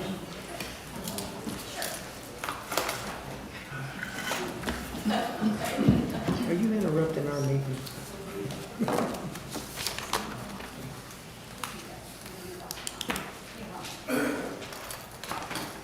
Okay. Item 12. Item 12, the 2026-2027 tax levy. Of the proposed rate for 26-27 that's listed there, the only one that is changing is the county general. It's going to reduce from 1.0973 to 1.0406, making the total at the bottom the same as last year, 1.7530. Have a motion? To Motion. approve the tax levy? To approve. Motion by Mr. Anderson, Second. second by Mr. Hudspeth. Any questions? Roll call, please. David Anderson, Yes. Calvin Blackford, Yes. Randy Nove, Yes. Tim Williamson, Yes. Chris Gilmore, Yes. BJ Hudspeth. Yes. Bill Powers. Yes. Walter Weekly. Yes. Diana Lovell, Yes. Eugene Evans. Yes. James Hedgepath. Yes. Mike Rutherford. Yes. Anybody wish to change your vote? 12 yes, 0 no, motion carries. That's it. You see your information in your packet from budget. All right, move to county manager. Yes, sir. Several items to bring your attention this tonight. One is vote for the mayor's signature on Beacon Technology Fire Alarm Monitoring Agreement. Second item is the vote for the mayor's signature on Subway Lease Agreement. Third is vote for the mayor's signature on Clark Power Services Incorporated Preventive Maintenance Agreement for generators. Fourth item is vote for resolution dissolving the Cheatham County Archives as a department of Cheatham County and moving archives to the Cheatham County Public Library. And the fourth vote would be to vote for the mayor's signature on a contract and memorandum of understanding with Motorola's purchasing for the emergency radios for EMS, EMA, and Sheriff's Department. And that would be contingent upon approval by the county attorneys. We're still back and forth on the language in the contract. Motion approved 1 through 9. Mr. Chairman, I'd like to take number 4, vote on that separate. All right, we have a commissioner asking to take number 4, so do you want to take 1, 2, 3, 4, 1, 2, 3, 5, 6, 7, 8, 9? Would you make that in a motion? Yes. Second. We have a motion to take all of them except for 4. We have a motion by Mr. Anderson, a second by Ms. Lovell. Chairman, I had 5 items. I'm not sure where you're Oh. getting 6, 7, 8, 9. I'm sorry. 1, 2, 3, 5. That's Down my all the way bad. in the information. 1 through 5. All right, No, 1 through that 5, was it. except for 4. Anybody question? That was my bad. Yeah. Roll call. Yes. Roll call, please. David Anderson, Yes. Calvin Blackford, Yes. Randy Nove, Yes. Tim Williamson. Yes. Chris Gilmore. Yes. BJ Hudspeth. Yes. Bill Powers. Yes. Walter Weekly. Yes. Diana Lovell. Yes. Eugene Evans. Yes. James Hedgepath. Yes. Mike Rutherford. Yes. Somebody wish to change your vote? It's 12 yes, 0 no, motion carries. Item 4. Mr. Chairman, I'd like to make a motion on item 4 to defer that until September, that particular item. We have a motion on item 4 to defer it till the September meeting. Second. Is that the language, Mr. Attorney, that was used? I'm sorry? Can we defer something to September? No. Yes. Then What's the reasoning? What's the We got a reasoning? motion by Mr. Hedgepath and a second by, who seconded that? Mr. Powers. Any questions? I'm just wondering the reasoning for that. And if they have any questions, Director May Lingner's here to answer any questions as why they want to do that. I think it deserves discussion. I think it's something. That's what we're here tonight, to have discussion. Well, I think we need a couple of months. I think we need to talk to people and figure out exactly why this is necessary and why we want to take it out of the hands of local government. Why, is there a if there's not a problem, why are we trying to fix something? I think it's worth discussion, and I think a couple of months, we'll get more information. Mr. You'll Chairman. never make a mistake. You'll never make a mistake by talking about something. Well, again, we can discuss it tonight. Mr. Chairman, can Director May Lingner speak on this? I don't know. Yeah. Is there any problem with the commissioners? I'm okay. Thank you. Yeah, the archives has been, when it was started as a department of the library, and that changed. Someone else wanted it different, and it was brought to you as commissioners several years ago, and you voted to take it away from us and put it under the jurisdiction of the county mayor. And it is still there, it is still protected by the library, it's just, you know, and the reason we wanted to do that is because initially I came to you all when you were asked to change it the first time. I read you a letter from Dr. Moore, who is the head of TSLA at the time. He has since retired, urging, and he sent a copy of that letter to the mayor, the importance of keeping archives under public libraries, because historically in this state, when they've been controlled by an elected official, they start out great, and then at any given time, it can change. They've seen them fall apart. So that was his recommendation. Personally, I feel that library employees, there isn't anyone better to maintain permanent historic records than library employees, because that's what we do. However, I will say that if you discuss it and it goes on, I brought this up to the mayor, we've thought of it. I have a lot of passion for that archives, as does the archivist, because we built that. We built that when no one else would do it. We went to the mayor and asked for it. Cheatham County was the laughing stock of the counties because it's the only one that didn't have an archives.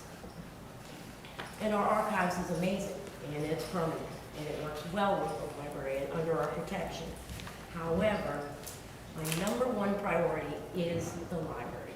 The library board chose me to be the steward of that. I owe it to the taxpayers. I mentioned this to the mayor. If you do not approve it, or as we've heard the term tonight, you kick the can down the road, then I will ask the board to proceed with asking the county to vacate it from the library. Because I will not have our taxpayers, they own the library, I will not watch them lose that space that we just fought so hard to gain for them. We already house and take care of the archives in a climate-controlled area that was designated for that purpose when the building was built. So it's up to y'all what you decide. Like I said, the library is my priority. I'm very passionate about the archives. But if this... Aren't we the only county that doesn't have it under the library? There are others that don't, But that's few and far between. So it's up to y'all. So if it was under if it's under the library, would the Public Records Commission, set up by the county, still have by say? default, yes, the archivist is a de facto member of the Public Records Commission, but the difference with the archives is those are permanent records. They will never go before PRC for disposition, for disposal, because they are permanent historic records. Where the PRC would come in is, say for example, somebody said, I found an old county tax book in my barn. They would have to go to the PRC, and then the PRC would call a meeting, and it would go to us for preservation, which is what happens. Well, I passed out those packets to each one of y'all, and I think they're pretty self-explanatory. And I'm not saying, I have the utmost respect for these ladies. I support them 100%. I always have and I always will. But this, to me, I'm one of these kind of people that if it ain't broke, leave it alone. And I haven't heard one thing from anybody about anything pertaining to this saying that it needs fixing. Well, it's not broke, but it could be. It could become political. It And- could and I'm not not- become political. We have no idea. I'm not saying anything's wrong here. All I'm asking for is a couple of months for discussion. Well, there's, Jimmy, I don't see why we should move to September on a new commission. We just heard the director speak and we should vote on it. They believe it should be under the umbrella of the libraries. I believe it should be under the umbrella of the libraries. They are over that, they take care of that. It has been under the mayor, and before it wasn't. So there's no reason I don't have a problem with it going back and being under the umbrella of the libraries, because they control the library and the archivist in the building to make sure that like Walter has worked so hard, everybody knows that, he's worked so hard to build that archives up. And I think they deserve that recognition to have that under their umbrella. Well, that's your opinion, Well, you know, and I respect that. I respect your opinion, but everybody's got an opinion. And all I'm asking for is a couple of months for us to learn and study and figure out.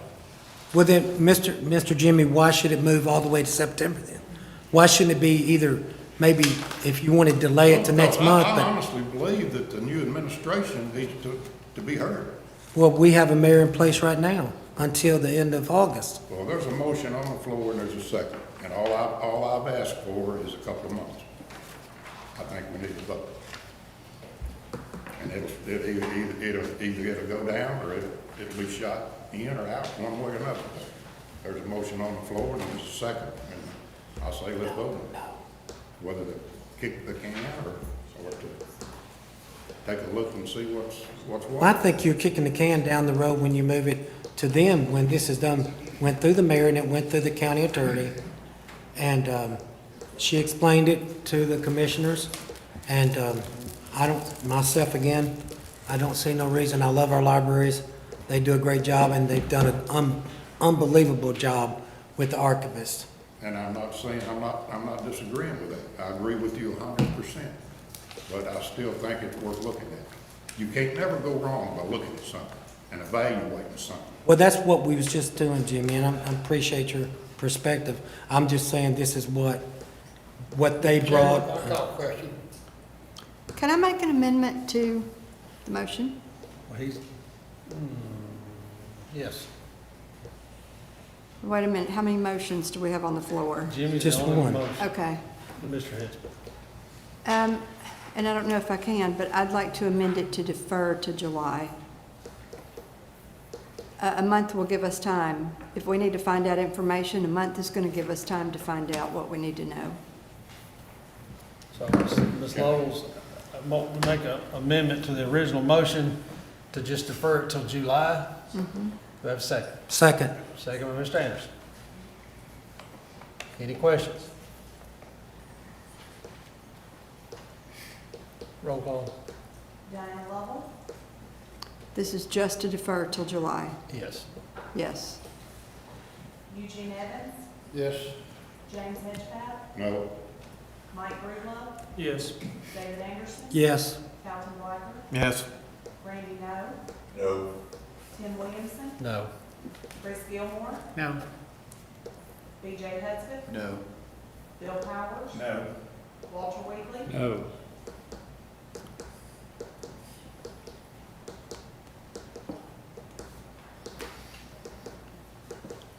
Anybody wish to change your vote? 5 yes, 7 no. The amendment to the motion fails. So we're back to the original motion. Anybody have any questions? So the motion is to defer this till the September meeting. Any questions? Roll call, please. James Hedgepath, Yes. Mike Breedlove, No. David Anderson, No. Calvin Whitaker, Yes. Randy No, Yes. Tim Williamson, Yes. Chris Gilmore, Yes. B.J. Hudspeth, Yes. Bill Powers, Yes. Walter Weekly, Yes. Diana Lovell, No. Eugene Evans, Yes.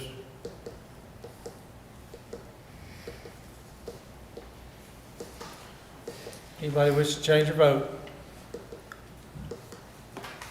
9 yes, 3 no. Motion carries. All right. You got your information from the mayor. Mr. Bly? I don't have anything tonight unless anybody has any questions. Mr. Attorney, I believe,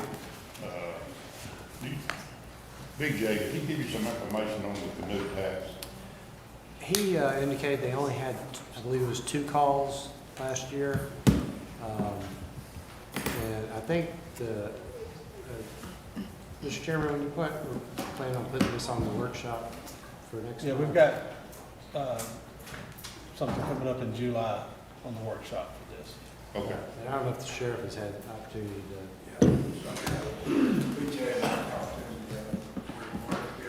Are y'all, you gonna include Edwin gonna jump on the train with Council Wood. Yeah, we can include his on there too. Yeah. Thank you. Anything else for the attorney? All right, any county officials? Anybody want, got anything for us? I just want to, first of all, say thank you to Sandra and Mary Catherine and all of that office for everything they've helped me with individually with the budget. I just don't even know how I would begin to do it without you ladies and the mayor.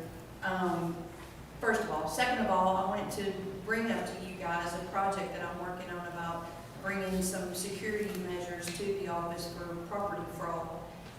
Telling Mr. Bly and some other folks to get some more information before I bring it to the full commission. But I just wanted to let you know that it is there. It's a real problem.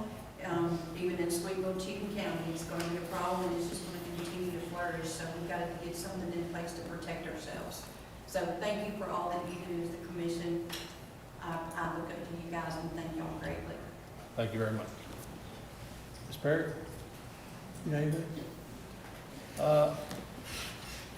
Under Ms. Short's, she's got the county mayor's updated personnel policy on file in the clerk's office. Chairman, jail committee met today, we need to get in. Yeah. Mr. Baker, you got anything? Sheriff? Mr. Greer, you want to give us something real quick? I don't know, I lost you on the top somewhere. Oh, you're usually in the workshop, that's what it is. Sorry. I thought you were just enjoying yourself. Mr. Ed, I tried to get his attention earlier, and he just wasn't looking at me. Sorry, man. New jail is opening, or ready to open, JJ's transferring prisoners from getting ready. We've been in the last month or so digging in the old jail and getting into the old jail, and we're finding lots of unknowns. Met with the jail committee this afternoon, we're all making a recommendation that we finish what we're doing in this building, do the remodel with Bell and MBI, and terminate our contract with them, stop the work on the old jail, just the old jail itself, and back up, get an architect we're comfortable with and put it out for bids, and I think we'll save money doing that. I'm not saying we don't do the work, I'm saying we just back up, catch our breath, and start over with the old jail itself. It's either that or we're going to have to put a bunch more money into it with the route we're going. So I think it's a smart move on our part to just back up, catch our breath at this point. What kind of issues you running into? Well, smoke back. I'm not sure the smoke evacuation system that's designed is going to work. A lot of doubts there. Finding some asbestos. There's the smoke evac is the big thing. That's part of the base bid, and we're just not comfortable that's going to work.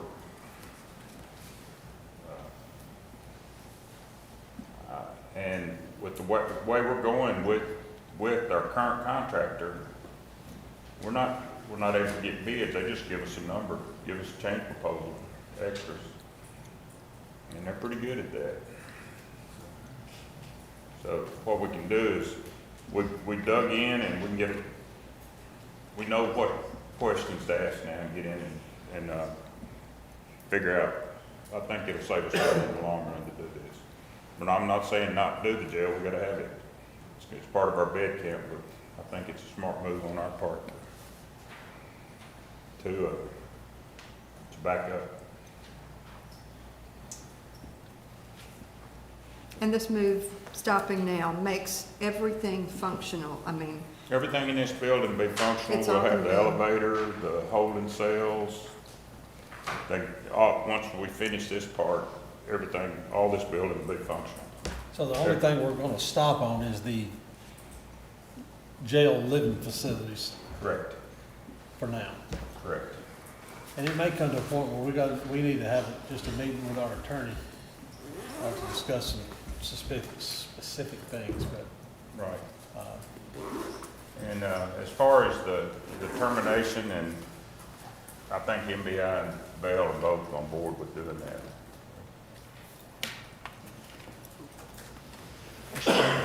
all right. So that part won't be a problem, I don't think. I make a motion. Okay. Oh, I'm sorry, you wrote it out. Say it. However, Mr. Gilmore's got a motion he's wanting to make. so just due to the inconsistencies of architecture and other issues, I make a motion that we complete the contract as, with the exception for the air evac in the detention area of the old jail and regroup with a new architect and contractor moving forward. Second. We have a Sorry, I motion got by carried Mr. away. Gilmore, second by Ms. Lovell. Anybody have any questions? Everybody hear what he said? All right, roll call. Bruce Gilmore. Yes. B.J. Hudson. Yes. Bill Howard. Yes. Walter Wilson. Yes. Diana Lovell. Yes. Eugene Evans. Yes. James Hedgehouse. Yes. Mike Rulo. Yes. David Anderson. Yes. Charles Blackman. Yes. Brandon Knoll. Yes. Tim Williams. Yes. Please change your vote. It's 12 yes, 0 no. Motion carries. Ms. Brown? Yes, I would just like to invite everyone next Thursday, July 9th, we will have the groundbreaking ceremony for the War Eagle Farm. So that's the new addition at Sycamore High School. That's going to help all of our CTE programs kind of become entrepreneurial and be able to sell and create products that could go back and help our community, as well as foster our cafeterias. So that groundbreaking is at 4 p.m. July 9th, and we'll meet the Transportation Department and we'll walk. Do you have any questions? All right. UT?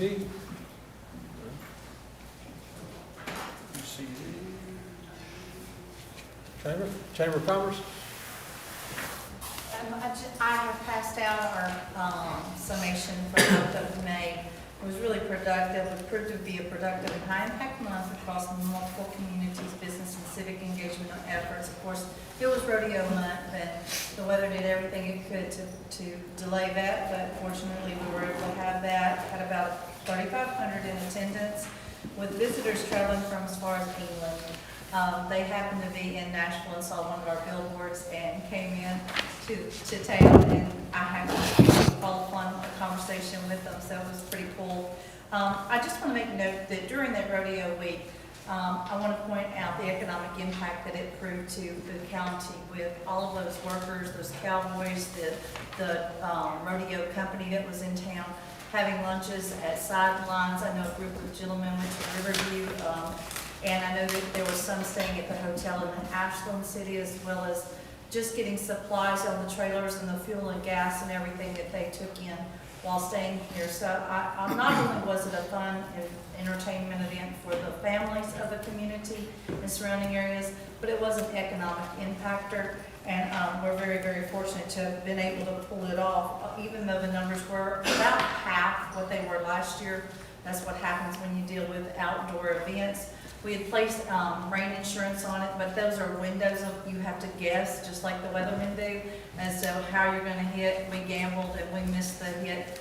There was plenty of rain, but it was not in the hour limit that the insurance actually allowed for. We also invested in the career fair. We've been going door to door to all of the communities, knocking on those, talking to those who are currently members, and just engaging with those who are not members, pointing out what we've got going on. And once you read over the report, I think that you'll be content to know how, that we have been working diligently to showcase, to promote, to show all of our businesses, as well as the county. And of course, we now are more involved with Cumberland Region tomorrow, where we will have a seat actually in the program, we'll have representation as well as a table at that event, the Power of 10 Summit, which is 10 counties that come together and discuss and try to make movement. Overall, it was a wonderful month, strong momentum, outreach to education, tourism, and regional collaboration. We're currently standing at 540 active members. I just wanted to mention that we did just open up the printing museum. I don't know if you all saw it on the front page, but it's hit a lot of the newspapers, a lot of the radio stations and things of that nature.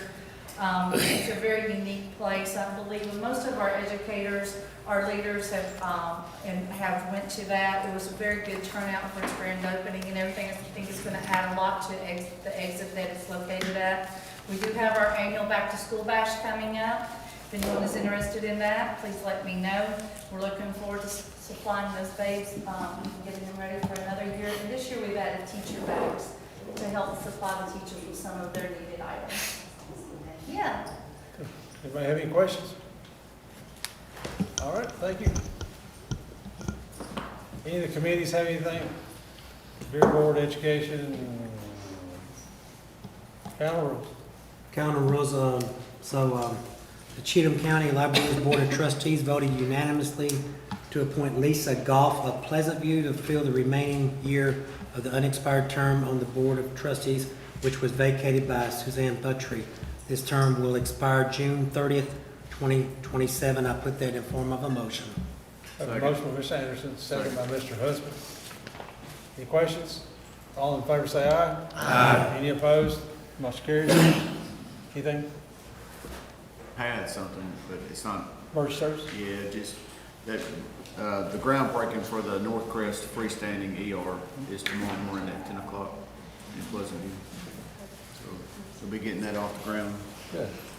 If I'm speaking correctly. All right, any other new business? Motion on the consent calendar? Motion. Motion by Mr. Weekly. Second by Mr. Powers. All in favor say aye. Aye. Any opposed? Motion carries. Any announcements? I'd like to say something, Mr. Chair, if you don't mind, and I'll just be brief.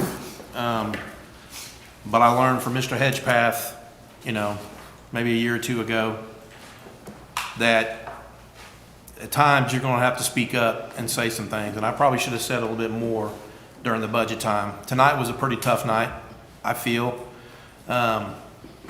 I'll just be real honest. I think we took a step backwards instead of forwards. All right. Again, I feel that we have gone to the school district and taken away from them to do some things that we need to do in the county. And I'm not saying that the county doesn't need to not go in that direction as far as no taxes. I think we served the people the way we should have tonight by going through it. But the school's taken a hit all the time. We saw that this evening up front. Things that were not true, that were said. And I think this commission a couple years ago stood their ground and said something about we were not supporting vouchers to go in a different direction with schools. But yet at the same time, we have people saying if schools were different, then maybe we wouldn't have to do that. My point is simple. If we keep taking from the schools, and I'm not saying that we're not grateful, because we're very grateful. I respect everybody on this commission, and I've had good conversations with everybody. But the problem is schools are not invested enough. Enough. And it's disappointing that we have to take from the schools that was set up to help the schools to take care of county business. That's how I feel. Again, I respect every single person on this commission, and I do love this county, and I love this community, and I love this school district. But I think we took a step backwards. Thank you. Anybody else? We have a fireworks show at Gateway Friday night. Hopefully it don't rain or it'll be out of the way. It's gonna be, as Trump would say, totally huge. So if you're not doing anything, come to Gateway. It'll be around 9 to 9:30, and it's gonna be a really big fireworks show. And As we celebrate our 250th birthday, thanks to all those who have served our country and gave their lives, and those who serve in the military and everything, and our EMS, Sheriff's Department and everything. As I said in my prayer, we appreciate everyone who made this nation a great nation. Don't forget Pilgrim's Independence Day celebration, Saturday starting at 7, ending at about 10. Anybody else? Motion adjourned? Motion. Motion.